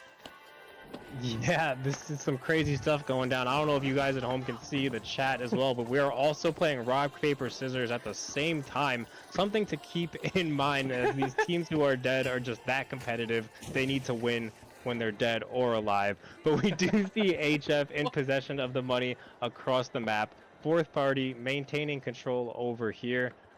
Pretty straight up standard stuff so far, as we see a couple of blueberries in the view of this camera. I would love to see these players just using them for what they are. Again, I'll double down on it. I think it's being slept on early, and I think as the game progresses and the meta evolves, we're going to see it used more, because it is just an extremely beneficial tool, especially if you're not going to be running a heal beam. But we see a nice DMAT come into play, Varian with some nice close range shots as well, but it's ultimately going to be the Matter from Viper that takes out Logic. Llama's going to get one as well. Spawns is going to find one. We have multiple teams fighting in the same area over here, as HF is also, they want to party. Lamp's going to fall. Brendy's going to find Spawns. Grad's going to find one. So HF getting all the kills here, all the money and all the kills. Varian trying to stay alive, but HF is just going to show up and make sure everybody's dead before they go and tap the rest of the money. Yeah, this is an interesting kind of kill loadout. Looking at all of them, they're all pretty close. Interestingly enough, NISL Doc is also known as Mr. Derp, has 0 kills to his name, so he hasn't really been able to find his stride just yet. But on the other side of things, fourth party Cashbox finally kind of getting some movement and getting some air in their sails. Really fun to see. I hope they're able to get it going. Vault 3 has been tapped right now by Sergil. They are dematting through the wall. There is a lot of people here. They all want this cash. Here is Team Dit as they make their push into it. Llama gets a bonk right off the bat, but there he goes for the second one. He gets a second one, and they're just cleaning it up. Can they find the third? They're looking for it. They are waiting for the fourth party cash box to just get wiped. But now we move over to Varian running that Pike. Pike hasn't seen any buffs lately, but it has still been used at least twice today. Cool to see as they take the cash. There's a couple of team wipes that went off. Halto's finest, and it seems like Make-A-Wish are the only people alive in this map as they're going to take their vaults and get the next cash out started. Yeah, HF has been buzzing, pretty smooth sailing, it seems like, at least so far for these last 2 maps. As well for Make-A-Wish, they have the plug. Again, maybe about a 20-second stagger here, so nothing ridiculous. We're not going to see, hopefully, we're not going to see any crazy third parties. I love to see these straight-up fights. Although the mayhem does get exciting, it is absolute chaos and just way too much to try and attempt to make any sense of. But we do see a slow approach or no approach at all going on over at D, as the teams might be opting to all push C as it is the more progressed box. So again, that's some old school strategy. Even if the stagger is not crazy, you just want to push the money that's closer to finishing. Brandy's gonna fall, and a steal is going to take place as well across the map. Again, not much happening over here at D, but a lot is happening over at C. HF, they do reset, and it looks like they're actually gonna hard reset and just take their talents over to D, while Spawns is gonna fall to Signal. Brutal Logic's gonna find one as well, but there are 3 teams fighting over here right now, and that is not good if you are the 2 teams not in possession of this one. If you are the team defending, all you really have to do is sit around, chill out, play patient, and that's exactly what they're doing, as it seems every team has now decided to turn around and follow the HF mentality and go for this other money. A steal is occurring over there as well. I think it's for HF, and it is. I just assume so because they were the first ones over there. Grad gets the res on Brendy, but he's going to fall immediately after. This money's going to go to fourth party, so good stuff for them. But with not a lot of time left on this, HF still has the potential to take first place here with just a few more seconds of defense. Yep, just a few more seconds indeed. They are running this clock down. There's a res that goes off from Team Dit. They don't have much time. They'd have to dive directly on the point. But what is this? Fourth party Cashbox is here as well. Everybody just wants a little piece of this, but the time is just running down. This isn't working out in anybody's favor except for Halto's finest. And now just look at the kill feed as everybody is just dying left and right. Sadly, there goes the Make-A-Wish boys, and it's going to be followed up closely by another team, I think, because everybody is just dying. Graduating very low, has to stay alive if he wants to avoid the team wipe from his team.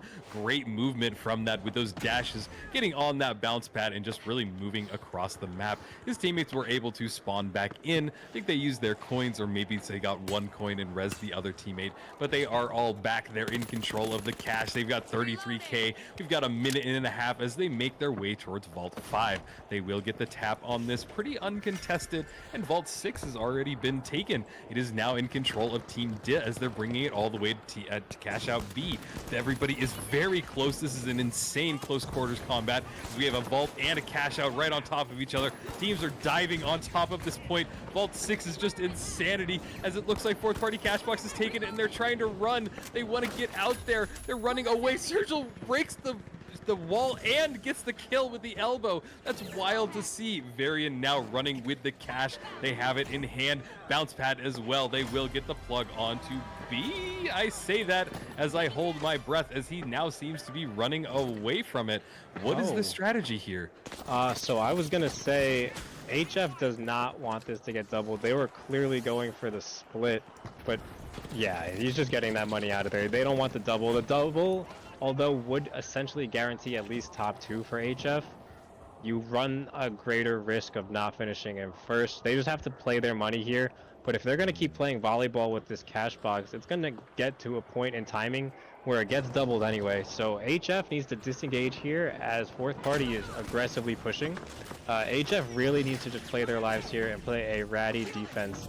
We do see the plug go in across the map with about 20 seconds left, so they don't have to worry about that. And now there's a little bit less pressure as far as who can pass them in the standings, but they are by no means secured in first place. We see Lamp playing under the objective. I love playing for drops. Most teams these days we see playing height. They play above it. They'll set up some goo on the walls. I love the element of surprise when it comes to drop plays. It feels like you're really being ambushed when you get dropped in onto all those mines and C4s and whatever else the case may be. But with that being said, fourth party is out of there. They decide they want nothing to do with that. They change their mind, and they're going to get some decent timing here on the third. Unfortunately for them, it looks like Make-A-Wish has kind of already been handled. They are going for the reset, but they're going to look for some good timing here and an aggressive steal. We see the Dome Shield come into play. I don't see a dematerializer in play for them, and there's not, but however, the Stealer is going to fall anyway, being Sergnal. Nice stuff out of spawns. HF looking to get this one for free, so HF's going to secure first place one way or another, but we do have a last second steal coming in from fourth party cash box. The winch is going to cancel that one, and there is no time left in the game. So Team Dig going to jump up into second place just barely by about $1,000. HF taken first. Good stuff. Yep, Halto's finest. They did amazing today in this group. They came out on top. I love when a team just decides, like, nah, we're not going to fight them. We're going to let them have their little quiet time alone with the cash out and decide to just third party or even fourth party a cash out. So just fun to see. I'm really happy that Halto's finest is performing in the way that I had hoped. And, you know, looking at the entire scoreboard, it's following close behind Team Dit and then fourth party Cashbox. Sadly, Make-A-Wish in fourth place. I think that they just maybe ran out of steam, but honestly, looking at the kills, Viper had some good kills on him. 7 kills. The kill leader Cafaneo on fourth party Cashbox. Just a really fun lobby. Honestly, these players seem to be pretty well matched, and Halto's finest was able to take it. But I'm still impressed. I'm really just pleased with what we just saw and how everybody performed. And yeah, I think so far that was my favorite group. Just it was more fun than Group A, and the Group B just seemed more well-rounded, and the matches just seemed just a little more intense. Yeah, I agree. I think that group of all the groups generally had the most to lose and or win. So we saw the dogs really come out. The dogs were barking. And we saw some great high level gameplay. I love to see it when these teams are just completely dialed in. HF didn't want anything less than second place. They do not want to finish in third even. And going into this group C, there's one team that's looking to do that to them, and that's AHS. I believe they're the only team truly in position to be able to do it. They're going to need a solid day just like HF had, but HF just did it. So this is going to be interesting. You can bet your bottom dollar that HF is going to be watching this next group as well. Yeah, and with that said, everybody, that is going to wrap up Group B, and we are going to get everybody loaded into Group C. So hang tight. We're going to take a quick 5-minute break to get everybody set up. And in the meantime, you can enjoy some finals commercials. But before we go, I want to remind everybody that we are going to be doing a giveaway for $10 worth of multi-buck codes from just pasting your favorite copy pasta. You guys can make $10 in finals currency by pasting something funny. Okay. I don't think that I've ever had an opportunity like that in my life. So I want to see what you got on top of it. I'm going to read it out loud at the end. But guys, with that said, we're going to take a quick 5-minute break and get ready for the last group. So stay tuned. More finals coming to you real soon.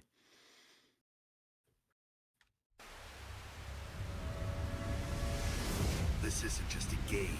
This is TNT. Welcome to the jungle and welcome to 8 Squad's Thursday Night Throwdown. Featuring the game's top talent, pick up games where chimps become champions. Thursday nights 8 to 10 p.m. every week, only on 8 Squad. Catch us live on air on Twitch at twitch.tv/8squadorg.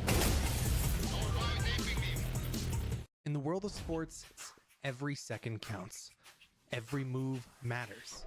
That's where a Spooze comes in, the sports beverage designed for champions. With a Spooze, it's simple as pop, pour, perform. Packed with electrolytes and essential nutrients to keep you hydrated and energized, Spooze is your go-to drink for peak performance. Whether you're just carrying the vault or securing the winning cash out, Spooze is there to fuel your victory. Its unique formula is scientifically designed to boost your stamina and focus. Spooze, for those who dare to excel. Pop, pour, perform. It's showtime!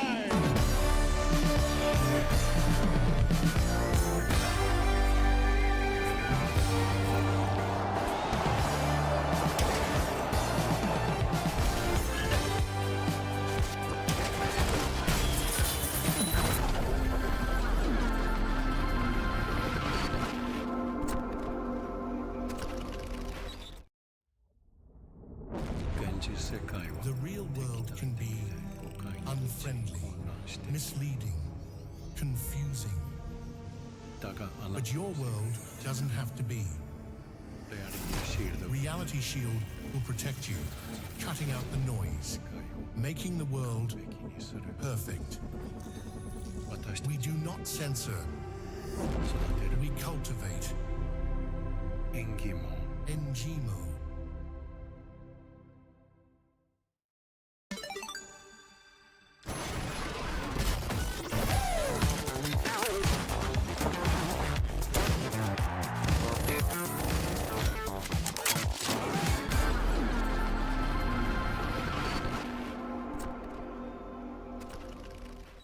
That strange thought you just had, where did it come from?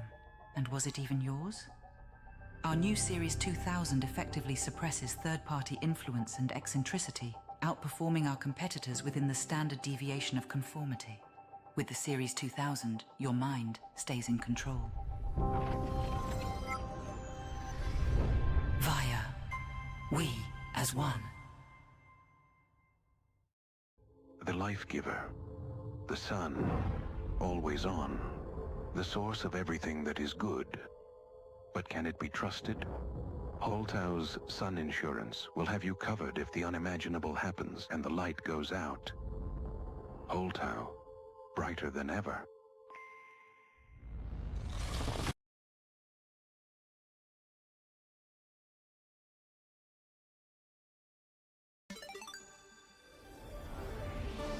You know, June, every time I think I've seen it all, the finals proves me wrong. What a play! That's one for the highlight reel, Scotty. The next chapter in this epic saga is about to unfold. A storm of epic clashes is brewing this season of the finals!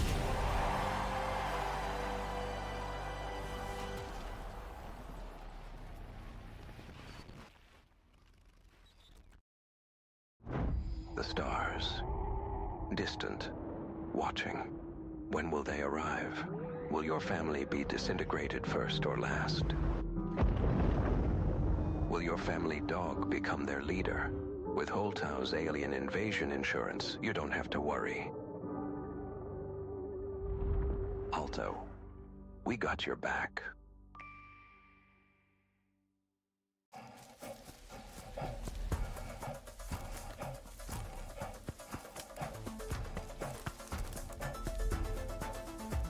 Absorbe ce que c'est. Monde, monde, pour misérable et fortuné. Absorbe ce que tu désires devenir, c'est ce que tu es. Alors, absorbe, absorbe.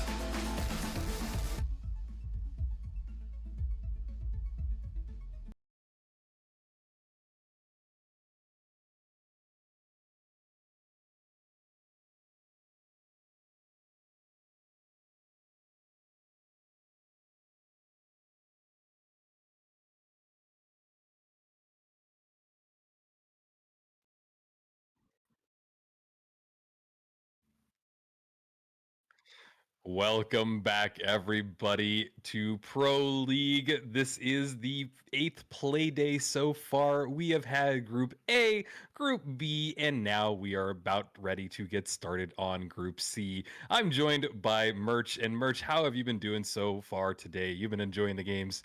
I'm having a blast watching these games. I think this has been the most competitive and intense play day we've had yet. So that's exactly what you love to see from just about everybody's perspective, the competitor, the fans, the league.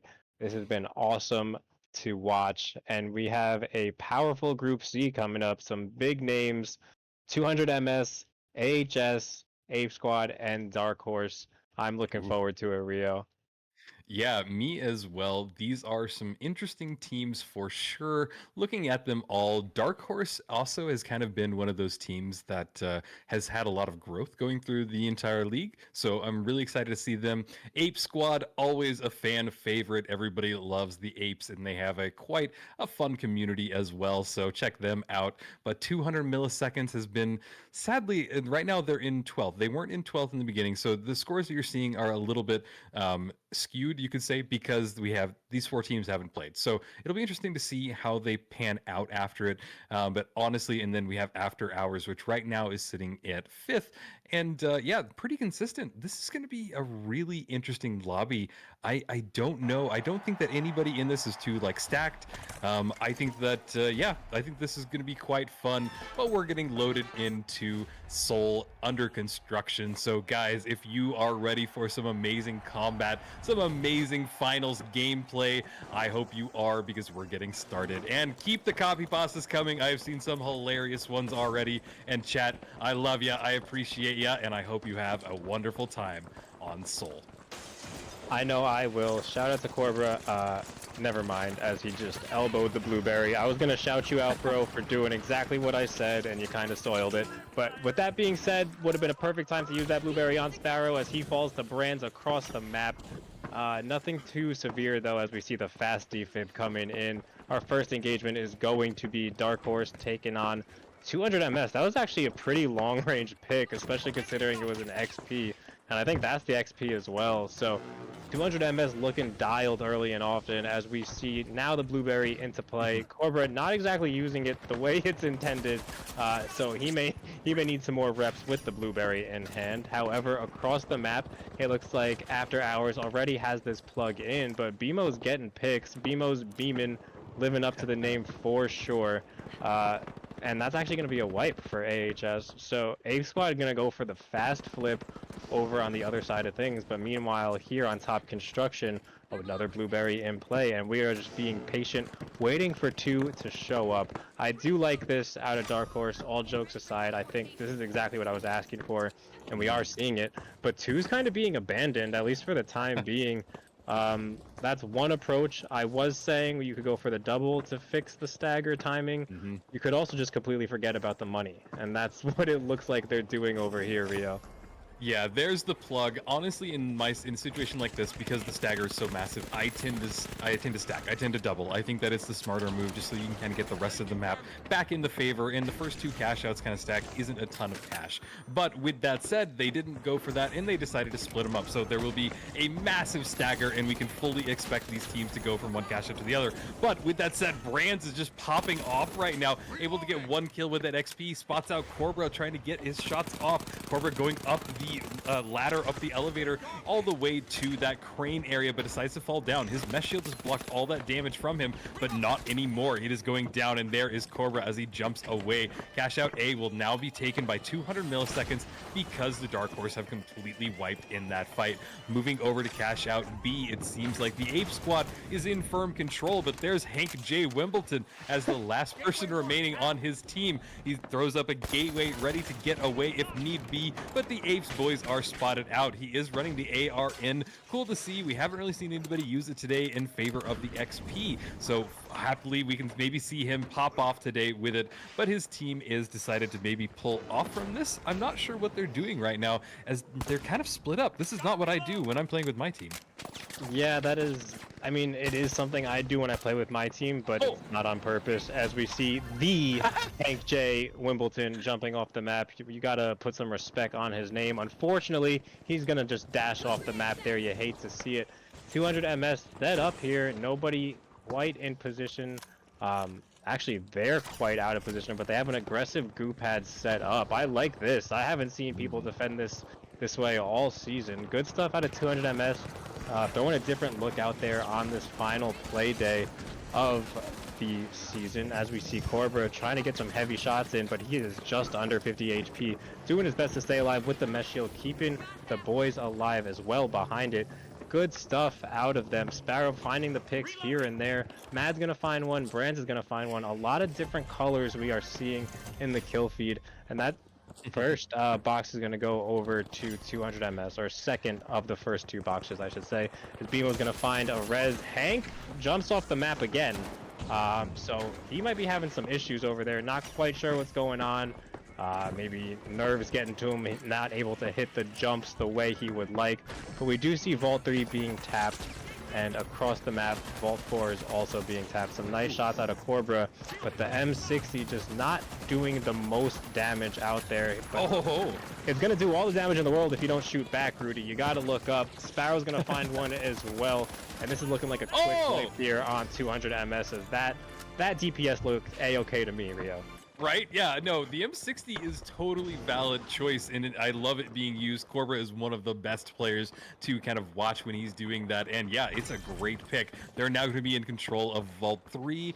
I would take this to C, but I think that we see that somebody is already getting set up at C, and yeah, there's the plug. C is a little bit more off to the side than the other cash out, because it's kind of right in the middle, and it makes it where everybody wants to go there. But after hours now going for the steal, they will have this. There's some C4 on the point. They're ready to drop it if need be. But the real question is, there's 200 milliseconds. They just respawn back, and are they going to go for D or C? I think that if I were them, I would go for D. As I mentioned earlier, this is kind of the more exposed cash out. It's very much kind of in this under construction zone, and it makes it where it's a little more chaotic for everybody to push. We are seeing as Arok and his teammates are on top of this crane, but the crane goes down. Red barrels. They don't want that crane up, and honestly, it's the play to have. Cash out is running down, about a fourth of the way done already. Arok and his teammates in Corbra have lost a teammate already, so Dark Horse not too great as Sparrow is down. Arok trying to stay alive as he's dipping out. Those goo walls are very important because they just buy you a little bit of space. They're having to demat through because Arok is very low. Sparrow is able to coin back in. Cash out is being stolen though right from underneath them, and Dark Horse are not on point, and they've just lost the cash out. It is now Ape Squad and 200 milliseconds going after this cash. This cash out is insane as Grudy is very low and getting tickled to death from behind, having to run away, and he can't make it happen. Moving over to Lasagna and his team trying to pop the shots off from that distance. Bimo now running to the cash out, trying to stop the steal, but there it goes. He went down in that fight. It is going to go the way of Dark Horse. They're going to be able to get this cash. They're gonna get the money. I think it's amazing that God Zip is still up. I don't know what. There we go. It's about time somebody got rid of it. That made things way more interesting than they needed to be for Dark Horse. But meanwhile, across, or not really across the map, a mere 67 meters away, we have C in the hands of AHS, and that is nearly completed. Dark Horse not quite in the clear yet, but there's just going to need to be one super aggressive and arguably sloppy push from 200 MS if they're going to have any chance at getting this. I just don't think they really have the time for it. But mayhem is about to ensue as we also have Ape Squad on the scene. Sparrow's going to find one on Bimo, and Brands is just going to say, you know what, I'm out of here. Smart thinking if you're 200 MS, nothing is going to come from that fight. Good stuff. I like to see the disengages. Nobody talks about that. Nobody's talking about the disengages. Everybody wants to see the kills, and it's understandably so, but we're trying to win the game here. We're not just trying to light up the scoreboard. So I like to see that for sure, Rio. No, absolutely. And just it just means that there's strategy in a game like this. It's not all just combat. It's not just jumping in, going for kills and who can click on heads a little bit better. It is all about, hey, how do we work as a team? How do we make a cohesive unit and make our strategies in plays? And absolutely pulling off of a cash out is the strategic play. It might not be the best one to make every time, but it can put you in a different position and really kind of line you up for victory a little bit later in the map. But with that said, we have a minute left in this map if none of the vaults get plugged. But look at the cash totals, everybody. It is very close. We're talking just about 10,000 difference between first and last. But moving over to Aerok as he dives in with that Cerberus, trying to clean up some kills, but sadly goes down in that fight. Vault 6 will be moved over to B, which is the strongest cash out point in the entire map. It's called the hospital spawn, and it is so protected. It is so dangerous. It is a spot that nobody really wants to go after. So Hank J. Wimbledon and his team will be in control of this cash out, and it's honestly the place to be. I will be surprised if anybody decides to push them, but here I am, surprised indeed, because the Ape Squad is here. They want this fight, they want this cash, and there goes Hashi down in the fight. Sadly, glitch grenade going off from Hank. He's trying to connect on these last two people, goes around them with a perfect loop around them, gets one, gets two. Are you kidding me? Hank, who are you? Yeah, that is a different Hank than we saw jump off the map 2 times, that is for sure. He was 360ing as he dashed across the map, and then I think he found all 3. So great stuff out of Hank over there. Meanwhile, Dark Horse is kind of struggling to stay alive, but not Sparrow as he finds 2. Cobra gets traded out, but Sparrow last man alive in a 1v1. Light on heavy action, trying to just light up this dome shield. Sparrow doing his best to get this win here. Still in a 1v1 situation. Wolf being very smart. He's just backing up, playing as much of a stall as he can. Another goo that has to be infuriating if you're Sparrow. These coins aren't really going to come in with much time left either, as now the boys over at 200 MS bought themselves the perfect amount of time, and BMO shows up and handles Sparrow for him. So we have another team. However, 200 MS is going to get these coins in, and if they can get this one stop, which it looks like they get, they're going to walk out of here with that money. Yeah, this is wild how it all panned out, but there you have it. After hours in first, 200 milliseconds in second, Dark Horse in third, and then sadly, Ape Squad in fourth. This was wild. This was close, really, until the very end. We saw every team kind of go from fourth to first, and just kind of a really good mix of gameplay. We're going to see the scoreboard in just a second, but looking at that, Hank J. Wimbledon with 10 kills. And production, do we know who Hank J. Wimbledon is? Is this a sub, or is this one of the players?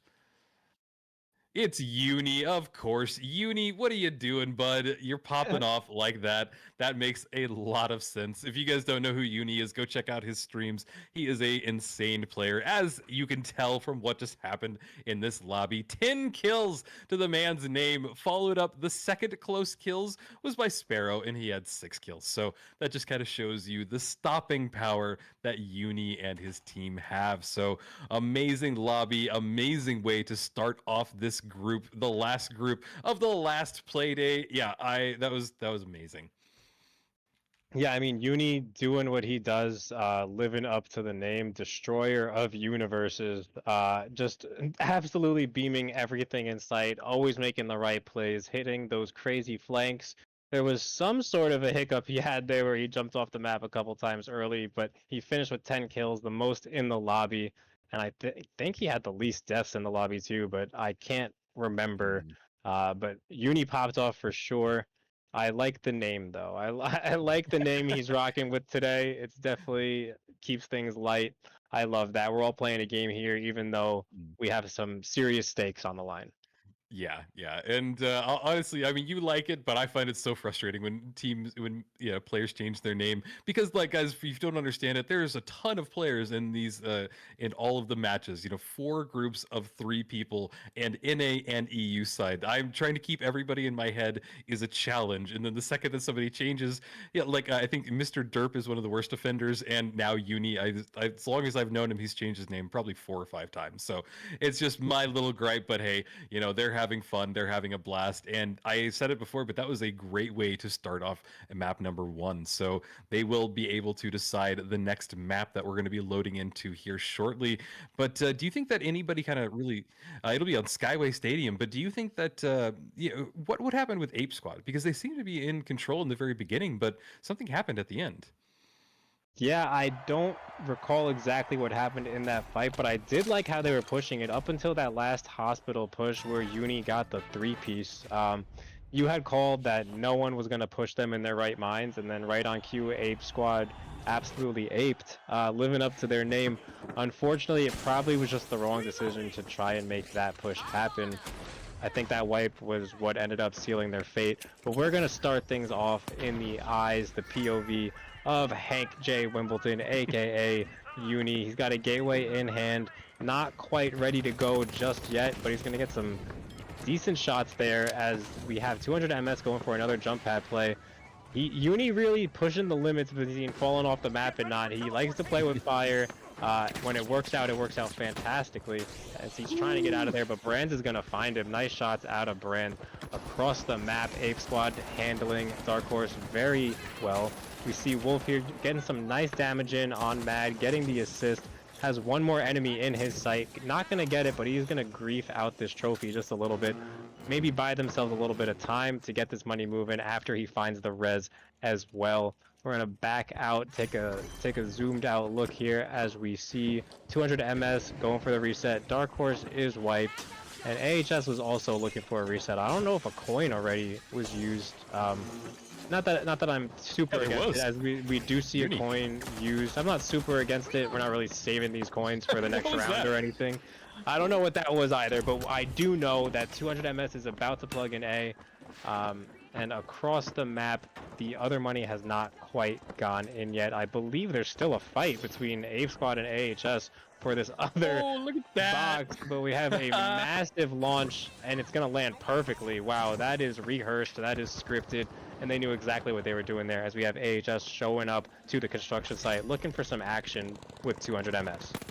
Yep, they are ready for some action indeed. Oh, look at that. Uni gets spotted out by Brands, able to just bring him down immediately, but they do dive on the point. They want to get here, they want to get some kills, and they want to get the cash, but there goes Lasagna. There goes After Hours, and they're going to have to take a minute to maybe change the channel and change what they're doing, change their plays a little bit. But the big thing that I've pointed out before is that these cranes are still up, and we see immediately that the Ape Squad and the 200 milliseconds climb on top of those cranes. They want to be on top of there. It's such a high vantage point, and realistically, I believe that one red barrel can bring them down. I know for certain that 2 will if you kind of miss it just a little bit, so I would bring them down. It's just the highest point in the entire map, and it's a liability for everybody that wants to go up against it. But with that said, there is a gateway in hand. Lasagna and his teammates ready to go through that when they want to attack. There it goes, and they are going to make a push directly onto Ape Squad at B. We see Lasagna popping shots off, throws a goo wall down because he is pretty low. They're heavy in there as well, throwing up the mesh shield, trying to protect him, but it looks like they are pretty low. Hashi very low. Rippy taking some damage as well. They need to push in there as a team. They need to get grouped up, but they're coming in right behind him. This is a great play. Rippy goes down, looking for the second one, and oh my god, Ape Squad just got wiped in a few seconds. Mad and Hank J. Wimbledon just cleaning it up. Now they're going to get the steal, and it'll move over to the other cash out on cash out A. This is in control of 200 milliseconds, and they need to stay in control for about 5 more seconds to stop any last second steals. There it goes, 2, 3. They don't have any time to worry because they have the cash. That will end it, but it seems like Dark Horse is still here. They're looking for some kills. They want to get some cleanup. They want some action. They want to get into the combat because they only have $1,500 to their name. Yeah, and Sparrow falling off the map again. That's the second time he's fallen off the map. Getting quickly fibbed and then quickly taken out one more time. That was a really nice defense from 200 MS. And that was also a really nice push we saw from AHS aping the Ape Squad, as I like to say. That was textbook. They played the numbers perfectly. They got a quick pick. They had the clear health advantage. They knew it, and they just turned on their Apex Predator glasses, knew exactly where to go, and they hunted that down, got the flip. Good stuff for 200 MS and AHS as we are now set up over on the house defending Vault 4. They're going to be getting pushed from the northwest here, it looks like, being Dark Horse. So they want some more action. Uni trying to get out of there with his life, stuck on 29 HP, doing everything he can. Gets a nice angle from Corbra. That is not good when you're dying to people who are one shot. That is just a lapse in communication and very frustrating on the other side of things. As we see Ape Squad getting wiped again, but we still have this fight going down between Dark Horse and AHS as Sparrow, the last man alive. We've already seen him fall off the map twice. He can't, unfortunately, do that over here to take another tactical wipe. So he might just be trying to toss this money away as he does with the dash. Just doing the little things to try and make life a little bit harder for AHS. But AHS is looking pretty solid to start things off here. Meanwhile, across the map, 200 MS is going to get their plug as well. Yep, this cash out is getting started by 200 milliseconds. They're already in first, and they have secured themselves a little bit more cash by getting that plug. This cash out is an interesting spot because it does have a lot of opportunities to be dropped really far down. I think, just off the top of my head, I think it has at least 4 drops that it can do. So there's a lot of areas, and a couple of the spots that it can drop down to are really open areas.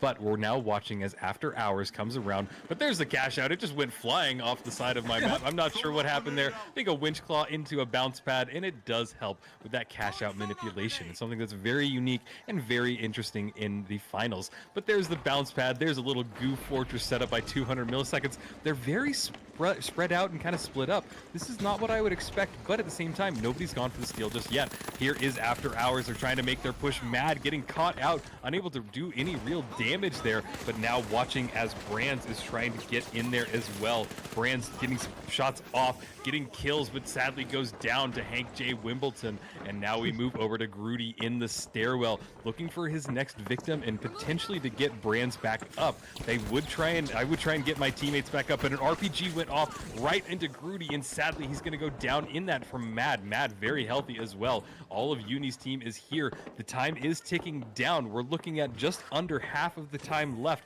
They are making their push, and now is the time to do it. But 200 milliseconds still has one person up. They are staying alive and a little bit out of position, but I think he just got spotted out. I'm not sure, but there is Brands, and there they are grouping back up. This cash out is down to its last fourth, and they need to make something happen if 200 milliseconds wants to get this steal. There is a sonar grenade going off, looking for anybody in it. Another sonar grenade going off, and he spots them out exactly. That was a perfectly placed one. He knows exactly where everybody is. He drops down. Oh my god, the invis play. Going up in the elevator, getting out of there. This is insane gameplay from Brands. You really love to see it as he's buying the perfect amount of time for his team as his cash out just slowly ticks down. Getting one kill now over on Wolf with that M60, getting kills after kill. Moving over to Uni and now back to Grudy, looking for anybody in his crosshairs. There goes Lasagna. Can he get a second? Sadly, he goes down in that fight. The cash has gone the way of After Hours. Really a wild match so far. Yeah, that was some nice work out of Brands in the elevator, but you could also argue that that was some great stall work from AHS, kind of keeping him in the elevator. He definitely was playing his life very well, but it was to no avail. Unfortunately, when 200 MS coined there, they just did not get a fortunate spawn. Had they been a little bit closer, they might have been able to stop that initial flip and change the script there, but that is not how the cookie crumbled for him. However, on this side of things, Dark Horse has about 20 seconds left on this defense. Ape Squad is wiped. They've been in the respawn screen a lot this round. Unfortunate. You hate to see it. Not the Ape Squad we're used to seeing. Honestly, filled with a bunch of Slayers over there. They're normally popping off, and they have a playstyle that I definitely respect. Love watching them. We do see 200 MS getting some nice range shots over on the crane, which is still standing. I'm sure Rio noticed that, as that is that is a point he likes to make, and he's definitely right. That is just such a power position. The only people who don't want it destroyed are the people that are standing on it. So realistically, there should be 3 teams trying to take down those cranes pretty much at any given moment. Currently, no money is underway, and I don't know if we're going to see any go in with just 15 seconds left. 5 is close. 5 is moving. But I think they might just be keeping it away, actually. 6 gets tapped to get that extra 1,000, which is actually going to be a game changer for 200 MS, now putting them $500 ahead of Dark Horse. So literally tapping that vault puts 200 MS ahead of Dark Horse. Good stuff out of them. That's great situational awareness. Yeah, pretty anticlimactic end, especially after the last map where it was much more of a crescendo and just everybody clashing. Sad to see it just kind of slowly tick down, but it was the smart play. Nobody really wanted to plug, and you could tell that there was kind of a fight over the vault. It did get close, but it didn't get put in. But that is just kind of how it pans out. After hours taking the win and followed up second by 200 milliseconds. And like you said, heartbreaking, but Dark Horse almost had that, but then the tap on the vault helped 200 milliseconds get that extra $1,000 and brought them up just 500 over them. Ape Squad, again, struggling just a little bit. They're getting kills, they're getting kind of working as a team, but a lot of deaths on their side as well. So I don't know, maybe it's just their lobby that they're in, but this isn't the Ape Squad that I've seen. I know these guys. Yeah. I know that they have a lot of stopping power. And yeah, I'm really hopeful that this is just kind of a little misstep. And I know you guys got this as we go into the next map in just here in a minute. But what's your overall take on what we just saw there, Merch? Yeah, I think to touch on the Ape Squad, they're not really playing their game right now. Every single Playday I've seen, they have just mastered the art of third partying. I think Ape Squad and Bricked have had the best third parties in the league for sure. Bricked with Yeah. the best defense of third parties, but Ape Squad has fantastic timing on their third party pushes, and we haven't really seen that today. So, uh, calling them to be a little bit more ratty, unfortunately, but that is what's worked so far. That's what got you here, and that's what you found the success in, and you guys do it very well. So I would like to see more third parties out of Ape Squad. Other than that, though, I mean, we these games have been competitive, Rio. Nobody's man. really standing out. The kills are even, aside from Uni, who just doesn't miss. Everyone else has just been pretty even, I'd say. Yeah, Uni is an outlier, and if you take him out of the equation, this is probably the most balanced lobby in pro leagues that I've seen in a bit. So a lot of opportunities for everybody to pop off, but at the same time, Uni is stoppable. Like, he is not an unstoppable force. I've seen him miss, I've seen him mess up, I've seen him fall off the map. Just a lot of like things that you would expect from a human. People make mistakes, so it's just it's cool to see. But yeah, I think that people just kind of need to work around them. I've also seen that they're really good at like kind of getting behind an enemy team, and they just completely get thrown off guard. And I think that's one of the things I've touched on before too, is the fact that this game relies on communication. If you have played this before, and if you've been with like randos or somebody that just doesn't talk to you, you know how much of a hindrance that can be to your gameplay. So in a team play like this, the second that you're getting shot from behind, there needs to be that call that like turn around or target somebody different. So anyway, I could critique and go into a lot of detail, but I don't need to, because we're getting started on map number 3 on Sis Horizon. This is a great map for all of these teams to get it going. So guys, I want to keep those copy pastas coming. You've had some great ones so far. I want to know that you guys are excited and you guys love the finals as much as Merch and I. Yes, sir. And that's a good point you touched on about the communication as well. As we see Lasagna tap in one. You can pretty much tell as a spectator too, without even being in these Discord calls, when a lapse in communication occurred. It's just one of those games where, especially with the sensitivity people play on as well, you make these turns in a matter of seconds. So when somebody gets picked and then a second later, they're shooting someone else on their team in the back, that is a clear lapse in miscommunication here. But we're going to see a DMAP play into a jump pad for sure. I love these plays. You really get the job, and it looks like 200MS did just that. However, a trade does come into play. Nice shots out of Grudy, at least on the first one. Sloppy on the second, but now finding some good damage there on Uni, who's going to find one. I believe we're in a 2v2 situation here. The Heavy is going to find one. No, that is also going to be Uni, but some nice shots out of Mad. And we now have a 1v1. Brands definitely has the health advantage, and he knows it. So Brands, nice stuff there. Using the double barrel as well. First time we're seeing the double barrel today. Across the map, money's been plugged for 30 seconds. So nice stuff for Dark Horse as well. That kind of slipped right under the radar. Yeah, Dark Horse just seems to be uncontested at this moment, and we are already watching it as Vault 1 is trying to get moved over to cash out A, but it looks like somebody got stopped in their tracks already. Brands just get beamed by BMO, living up to his name in a very convincing manner. But here's Ape Squad. Come on, guys. This is your map. I feel it. This is their opportunity as they get this cash out started in the courtyard. The courtyard is a very good place for this cash out to be. It's very open. It's very exposed. There's not a lot of opportunities for people to kind of run in there without taking a heck of a lot of damage on the approach. So this is very good for Ape Squad, and I will be surprised if they lose this at all. With that said, here comes 200 milliseconds with a gateway. They jump right through. There's an RPG going off from Wolf. He spots out 2 of the Ape Squad members. He's trying to connect his shots. They are hitting, but not enough. He's now battling against a goo wall, chasing the next person down, takes a lot of self-damage as well, reloading his M60. It is going to be an opportune time because Hashi gets deleted in that fight. He did get him with his winch claw as well, so again, winch claw does just a sliver of damage, and they absolutely clean up on all of the Ape Squad members. They're going to get this steal, and as I mentioned before, this is a very strong spot for them to be holding, and really whoever's in control has the best opportunity to maintain that control.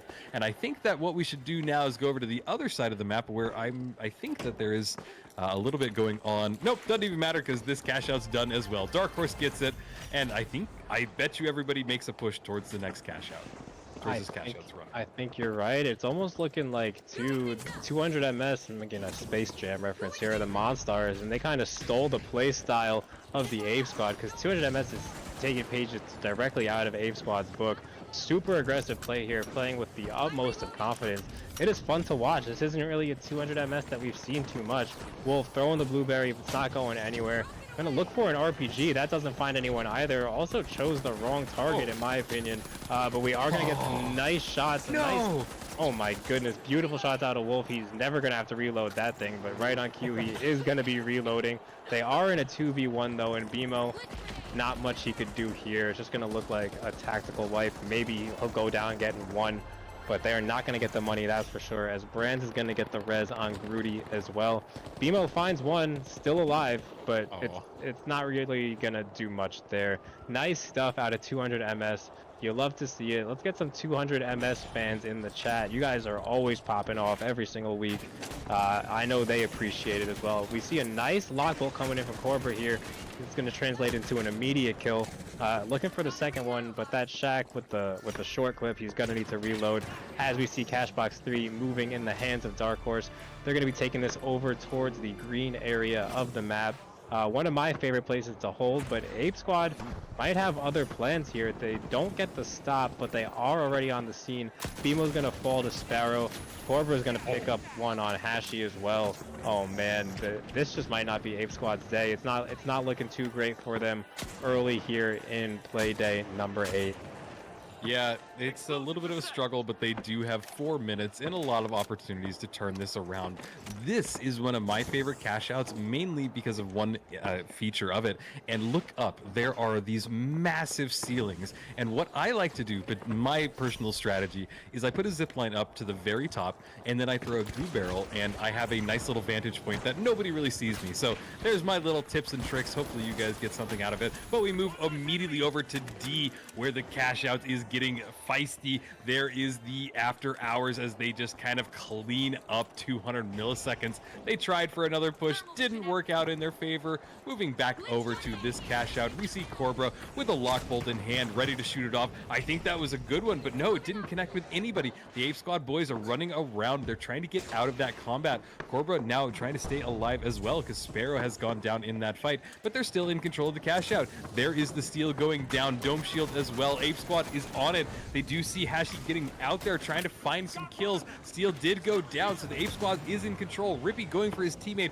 wanting to get the res back off. This is a good play, but they don't spot him out, so this is going to help him even more. Can he get the res off before he's spotted out? No, he did, but he's going to go down in that, I think. And there is the res. They've got all of the members back up. It is just a massive amount of combat going back and forth here. Can the Ape Squad boys hold on for just a few more seconds down to the last 15 seconds of the cash out? Everybody's dying left and right. Sparrow going for the kill. They got the wipe. Do they have enough time? I think that they do, and it's going to be a heartbreaking steal by 200 milliseconds. What is going on, Ape Squad? Come on, guys. Stay alive for just a little longer. Yeah, I mean, 200 MS right on cue, just pulling out the Ape Squad third party, getting a free steal.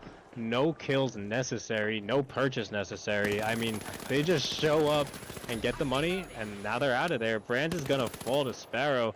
Sparrow's gonna get some nice shots in, but this isn't really doing anything for Dark Horse. They are in second place, so not the worst spot to be in, and they're gonna maintain second as long as AHS keeps this and doesn't get a bunch of kills here. Sparrow and the boys just going for a hard reset. It's looking like AHS is going to walk away with this one as well, leaving us with about a minute and a half to determine if Vaults 5 and 6 are going to go in. That was the first time today where we didn't see an overtime, I believe. The first time 5 and 6 didn't go in. So I'm curious to see how this one gets handled this time here, Rio. Yeah, I almost wager that we might see that again. We're definitely going to see the first and second team wanting to kind of control that and make sure that those vaults don't go in, but immediately Sparrow spots out Hashi and goes down as well. Sparrow spotting out BMO as well and gets him down. He's the last person remaining on his team. He's going for a res. This is a good play as it looks like the Ape Squad is trying to do the exact same thing. It is going to be a 2 versus 2. Can Sparrow spot them out before they do? But there is a plug, so the vault has been plugged into Cash Out B. That means that we will have some overtime, thankfully, and Vault 6 has been tapped as well, so they have 50 seconds to bring that vault all the way over to the other side. There's a gateway, and they will get to A almost immediately. Grudy having to retreat because he's getting shot out by Sparrow. Sparrow spots out 2 of the Ape Squad people, gets BMO down. That aim is insane. Can he spot out the second one? He did. Oh, can't complete the kill. Sad to see, but that was a really good performance by him so far. Hashi getting the kills, and Cash Out B is starting to tick down. A hasn't been plugged yet, so I'm not sure what's happening over there. Yes, Sparrow can definitely aim. I'm going to be honest. I ran into him in ranked a couple weeks ago. He had anonymous mode on, and I reported him because I thought he was cheating. And then I saw it was Sparrow after the fact, so I apologize, Sparrow. You got nothing to worry about there, brother. I know you're legit. You're just nasty at the game. But we do see money getting plugged in for 200 MS. We also see AHS sitting comfortably with about half progression left over here on B. But right on cue, Mad's going to fall over to Rippy. Ape Squad's going to need to do something here. They can at least move up a couple positions with a successful steal here as we... Oh my goodness. Uni just beams. You hate to see that. They are still 3 alive for AHS as well. So we're going to see a fast defib come in from Hashi on Rippy, but they are not at full numbers quite yet, or at least not fully back. We do see 2 alive for the Ape Squad, but Uni's just doing a great job here, kiting, playing his life. They don't really even need to get the kills. They just need to not die. It doesn't look like Ape Squad is going to find the time to make anything happen here. However, across the map, we do see steal coming into play, which would be huge, and that steal actually happens. So 200 MS is going to get dropped. Huge steal and a last-second kill. Oh my god. Dark Horse was in first for a second, and AHS just overtook them. That was huge. And I think AHS just secured second place on the day as well. That was literally at the last second. The timer was going down to 0 when they got that kill and they got the extra cash. That was insane. I don't think you'll ever see anything end just like that. But wild to see A After Hours again coming on top. Map 3, they were in control, but oh my goodness, look at that. Sparrow popping off. It seems like Sis Horizon is his map. 13 kills, 7 assists, 8,500 damage. That is a massive amount of damage. That's almost more than double anybody in that last map. Only shadowed by Arok right behind him. So just a wild, heavy-hitting map. Dark Horse were fighting on all cylinders. They wanted to win, but sadly, After Hours just seems to just be in control. They are just dominating so far. Yeah, they knew what they had to do today, and they're doing it for sure. Those guys are big time over there. We've seen them win tournaments as a team, maybe under a different name. I believe they went by a different name when they were winning those tournaments, but we've seen these guys play together. We've seen it for 8 play days now as well. They know what's up. They got some demons over there, and they came to play today. And that's exactly what they did. I don't think anybody was quite on the level or even capable of doing what Bricked has done this season. However, it's been a tightly contested bracket for pretty much everybody besides Bricked. highly competitive between HF and AHS. A little bit of a rivalry that we got brewing over there as well. It's cool to see it. Yeah, rivalries indeed, and I feel like a broken record at this point. But that's what's so cool about this league. Like we have a league in the finals. People are developing rivalries. People are going up against each other. And some people, it's neat. It's something I've been in this scene for since the day that we had private matches going, and it's just been so fun to watch it develop into what we have today. I remember streaming when there was like 12 people watching these games, and now chat, you guys are awesome, and we love ya. We will have one more map for today. I don't even want to say it. I can't believe that this is the last map, and I don't want it to end, but it's not going to end because we have the playoffs after this week. It'll be on the weekend, and then the grand finals followed up the week after that. So there's a lot to come, but that's just a little hint of what's to come. And as we get loaded into this last map, but want to remind everybody again, after this map is over, we're going to be doing our giveaway. So do you want $10 in all of the finals bucks? I know that their store added a ton of cool stuff. I'm always scrounging for a little bit of extra cash to buy some cool stuff. So if you want to win, you just have to make us laugh by pasting your favorite copy pasta. I love the ones that are kind of more targeted towards like players or the finals in general, or just anybody that's happening in the scene. So keep them coming, guys, because they are fun to watch. And I said it before, but I'll even read out the winning copy pasta. So guys, keep them coming. And do we know what the last map will be? Production. Bernal. It's all going to end on Bernal. So Bernal is a very interesting map. What makes it unique in the finals is the fact that a lot of maps have a lot of verticality, which means that they have a lot of areas that you have to kind of look up a lot. You have to kind of be looking up to make sure that there's not somebody above you or kind of in a position. But what makes Bernal interesting is that it has a lot of horizontality. So it basically means that there's not a lot of structures that go high, but there's a lot that kind of happens on the horizontal sphere, or a horizontal plane, I guess is the proper term. So it's cool to see. It's a very unique map. It's a little bit not the favorite by everybody, but I think that from a visually kind of standpoint, it's a really cool map. What are your thoughts, Merch, on the map? Yeah, I am a fan of Bernal. It is, I guess, one of the lower pick rate maps I guess we see in the competitive side of things. I think that's because it almost has a labyrinth effect. If you're not holding a dematerializer, then you might have a really hard time navigating through the map, even though it is so horizontal as opposed to the verticality that we see. We have rooms that literally lead to nowhere. We have fake doors. So it is quite frustrating if you don't have a dematerializer in your hand. But I do enjoy the gameplay of it. The rotations and the timings work out really nice too.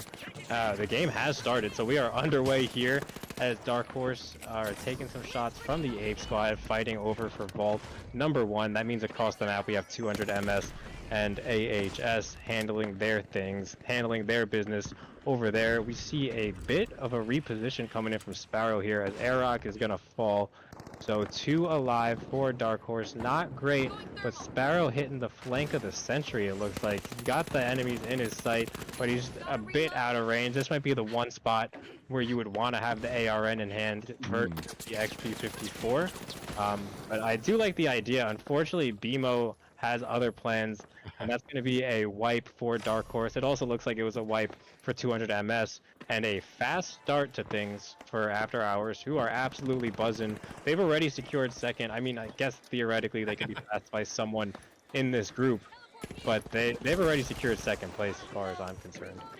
Yeah, they are looking pretty. I think that they have second place pretty much locked down, even if they play with their monitors turned off for this match. But we know that's not what they want to do, but we're moving over into it directly as Ape Squad is just getting deleted. There goes Rippy. They're trying to find out the next Aper, but there he goes. The res goes off. Hashi goes down. They're going to have one person at half health. There is some cleanup happening. Did the tides just turn? It's now just down to Brands as he's trying to stay alive. There's Rippy getting a res off, but is getting spotted out. This is really interesting because now Brands is down to just a little bit of health. The Ape Squad have turned this around. I did not think that was going to go that way.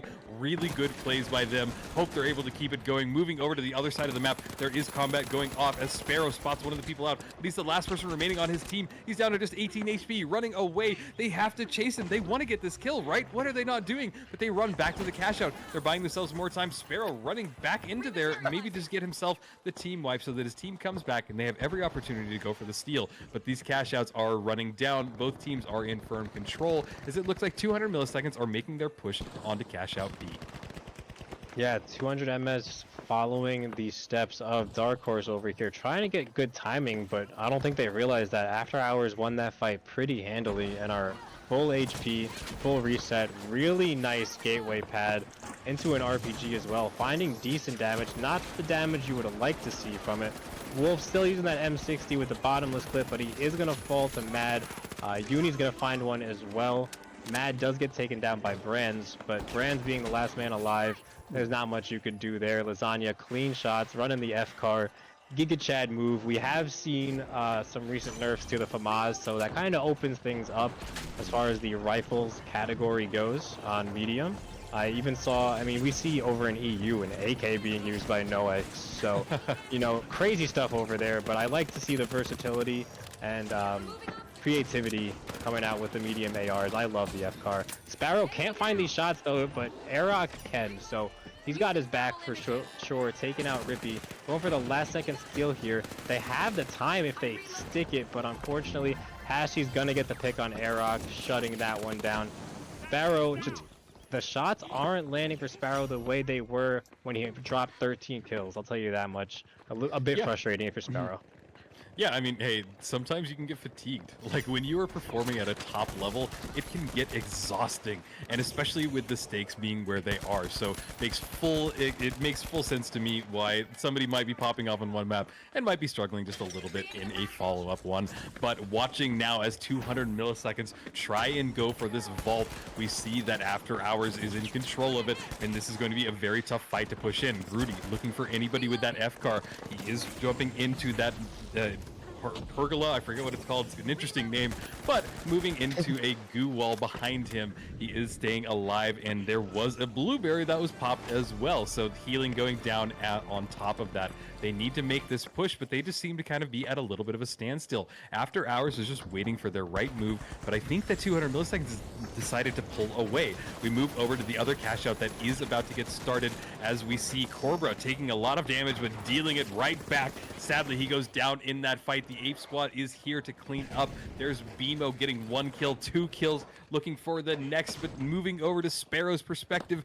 Are we about to see Sparrow versus BMO? I'm not sure, because everybody is here. There's a lot of people at D and a lot of combat already going off. One of the Ape Squad boys is trying to get their res off, and they did. They have it, and everybody will be back up. This is a little bit of a lull as we get ready for these vaults to be plugged.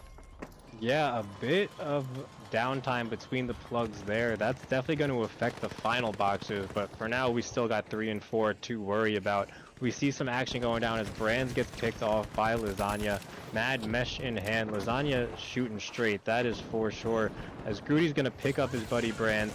Mad's going to take out Grudy, punishing that defib there, and that's going to be a wipe in the hands, or I'm sorry, 200 MS is going to fall to the hands of AHS, who are absolutely clicking. They are buzzing. They know they can't get first today, but they are still trying to send a message in securing second place and doing it in convincing fashion. They have about 30 seconds cleared, maybe a little bit more, but across the map, 4 has not even been tapped yet. So we're going to see a monstrous stagger. And an interesting approach we're seeing out of Dark Horse as well, as they're not going to go for 4 at all. They want to avoid this stagger. I can't say I disagree. I definitely like this play call here. Cobra getting the lock bolts ready, but again, a little bit of a lull, as it not only looks like they're going for C, but it looks like they're waiting to third it as well. So they do not want to be the aggressors here. And this is good if you're AHS, because all you got to do is wait. You are going to be getting pushed from 200 MS. But again, this is a very slow developing play, and I don't know if it was extremely well thought out from Dark Horse aside from that original plan. Yeah, not what I would expect in the last map like this, because look at the cash totals, everybody. We see that Dark Horse in 200 milliseconds barely have any cash to their name. They're going to have to hope and pray for some doubles going on, but we're going to move right into the combat as Cash Out C is slowly running down. It is in control of After Hours. If somebody's able to get this steal off, it will be very influential for the rest of the map, but there it is. Brands is looking for a shot. They move on to the point. After Hours is trying to stay on it. This is a good spot for them to be in as the clock ticks down, and they're able to stop the push from 200 milliseconds. They're going to get a res off, and they're going to be sitting pretty as Cash Out D is getting started by Dark Horse. Finally getting some cash to their name, but 200 milliseconds still struggling with only $2,500. Ape Squad now getting respawned as well. I think that we're going to see a lot of this combat happening right here on this point. Everybody wants to dive on it, and I see a lot of people getting closer than they are to the other vault. There is still time if the other vault wants to be tapped, but we are looking at a potential where we would see a double, especially if somebody like 200 milliseconds is able to get in control of that vault. Slowing things down just a bit. This is not the typical combat you see in the finals, but there is some strategic plays going on as people make their choices of what they want to do. Cash Out D halfway done. That vault is about to pop. It is ready to move, but they have only just 45 seconds to get it anywhere. Watching as Dark Horse makes their retreat, going through a gateway, Shack 50 in hand, as well as a lock bolt. Sadly, Corbin just goes down in that fight, immediately gets res back up by Arok, but Arok very low, 4 HP. He's having to stay inside of that building. He's not wanting to get any bit of damage to himself, but this clock is ticking down. We're at our last 45 seconds. As I said, everybody was going to be here on this point. There's only 12 seconds left roughly on it. There's 20 seconds left. Time is going down. 200 milliseconds going for the steal. This is their opportunity to get in maybe third, but they need to get something going. They have the cash. There goes Dark Horse, which is going to make it harder for them. We're looking at the last 20 seconds of this map. Vault 5 not going to be plugged. Everybody want to go for D. This is how it's going to wrap up in the Pro League. 15 seconds left. Is anything going to change? Is 200 milliseconds finally going to get some cash to their name? There's a dome shield going down. We're watching Wolf just wait. He pulls a winch claw. There's no time. This is how it's going to play out. Not a lot of cash going to their name. They will get third from it. Really just one of the weirdest maps I have ever seen in the Pro League, but there you have it. That's how it's all gonna play out. After Hours taking the win, and I don't even remember how the rest of the teams panned out because that was just wild. Yeah, I mean, that was not how I expected the last two games of the final Playday to go. No overtimes in either of those games. But I mean, I don't know. That was definitely interesting as we see. I don't really have much to say. That was definitely interesting there. A bit uneventful or lackadaisical, I guess you could say, at the end. A bit unorganized as well, but that wraps up the season, guys. I mean, that was the last game of our final play day as we see AHS dominant today, doing their best bricked impersonations, just absolutely wiping the floor with people. Really nice stuff. Ape Squad finishing strong. You love to see it. They definitely struggled in the first 2.5 games or so, I would say. And yeah, that's a wonderful way to end our final play day heading into playoffs. Yeah, I can't believe that After Hours were able to take it in 4 wins. They won every single map. That is terrifying. Uni popped off, all of their teammates popped off. They worked as a very cohesive unit, and yeah, they're terrifying. They're right up there with Bricked. They are one of the top teams. That whole composition is just insane, and yeah, really, just the whole lobby was great. I think that Ape Squad struggled probably the most out of all 4 of those matches. So guys, go back and watch the VOD, see what y'all kind of made a little bit of mistakes in, and I know that you guys can correct. I've seen y'all play, and I know that this is not how y'all normally do. But just overall, looking back on the entire day, so we just got done with Group C. Just kind of talk a retrospective about all the other teams real quick, all the other matches, because while we wait for the final tallies to come up, we'll look at the numbers here in a sec. But Group A was pretty much dominated by Bricked, and then moving over to Group B, it was a little bit more of a mix. It wasn't one team dominating. Probably some of my favorite matches were in Group B. Just they were a little bit closer, just a little bit more chaotic and a little bit more fun. In Group C, everybody seemed to take a turn for more of a strategic play. They didn't want to. There were a lot of times that we didn't see cash outs going into overtime. We didn't see maps going to overtime. We didn't see like vaults being plugged very often. Just different play style and kind of not what I've seen a lot in this league, but still really cool. So, what are your thoughts on everything that we just watched today, Merch? Yeah, I mean, each group definitely played out extremely different from the one prior, for sure. It was pretty typical day in the office for Bricked. No matter what group they're a part of, it seemed to go the same way, and that's pretty much every team hiding from Bricked. As far as Group B went, we had a lot of competitive games. HF looked fantastic today. We saw some great progress from Make a Wish, and Team D looked really good as well. And then over in Group C, it was interesting to say the least. It was almost like a role reversal between A Squad and 200 MS, but AHS was business as usual. They held it down for sure. So they are a scary team going into the Yeah. playoffs. But we have here our final standings heading into our playoffs, as Bricked obviously is in first, but AHS did do enough to overpass Holto's Finest, who end up finishing in third. Team D shortly behind in fourth. Blowers finishing the season off in fifth. Ape Squad in sixth.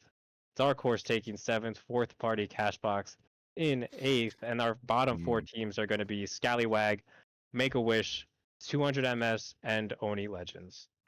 Yeah, what's interesting to point out there is that the Scallywags had kind of a struggle today. They struggled just a little bit, and look at how it all panned out. So they came just 8 points away from fourth party Cashbox. If they would have had just a slightly better performance, they would have been pushed up. So a little bit heartbreaking to see, but those four bottom tier teams, they're all amazing players. They have performed really well. I've seen a lot of growth. I've seen a lot of development between all of them. So don't count any of them out. Then nobody is kicked out. They all go to the playoffs next week. So there is a lot of potential for any of these teams to kind of come out on top. Bricked and After Hours definitely are dominating teams, but looking at the rest of it, there was a lot of good competition going on today. Halto's Finest in third, Team Dit in fourth, Blowers in fifth, Ape Squad in sixth, Dark Horse in seventh, and fourth party Cashbox in eighth. So guys, that is how it is going to play out. That is our league. That is the very first league. We have completed 8 matches. I believe I was talking to production beforehand. It was 96 matches of cash out so far.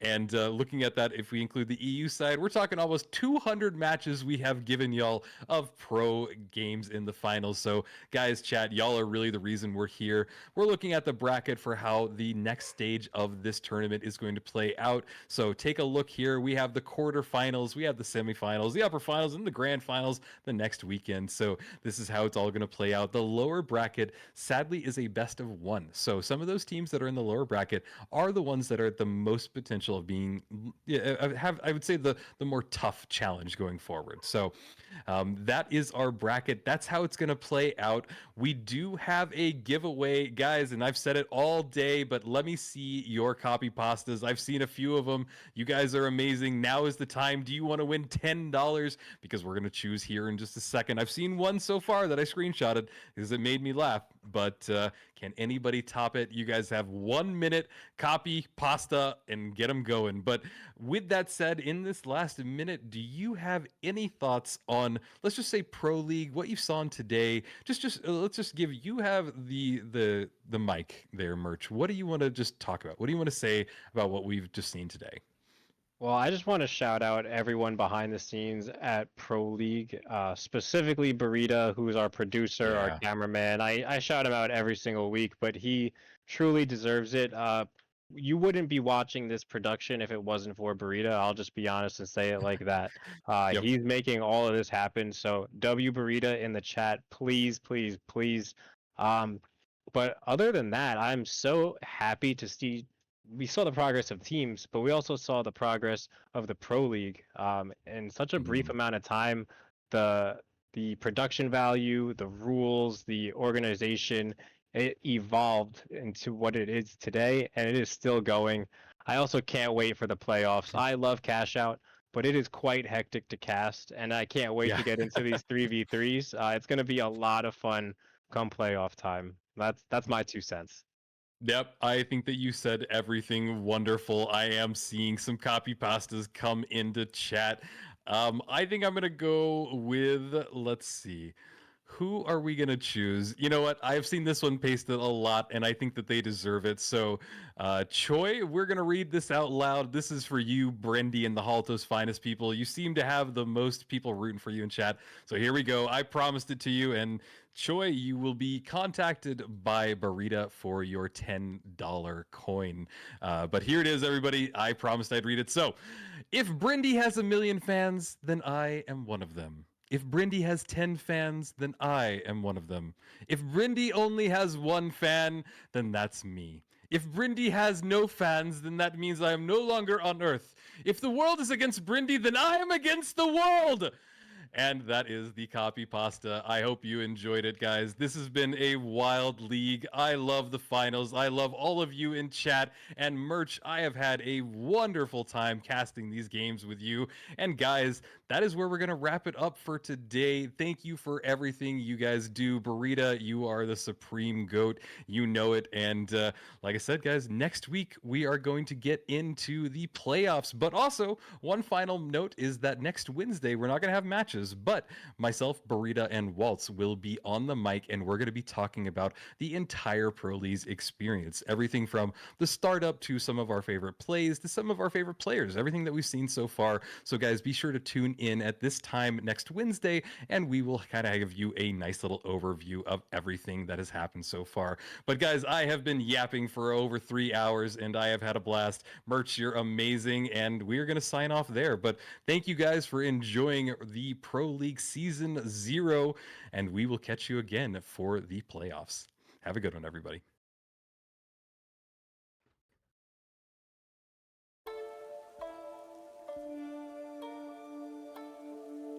All right.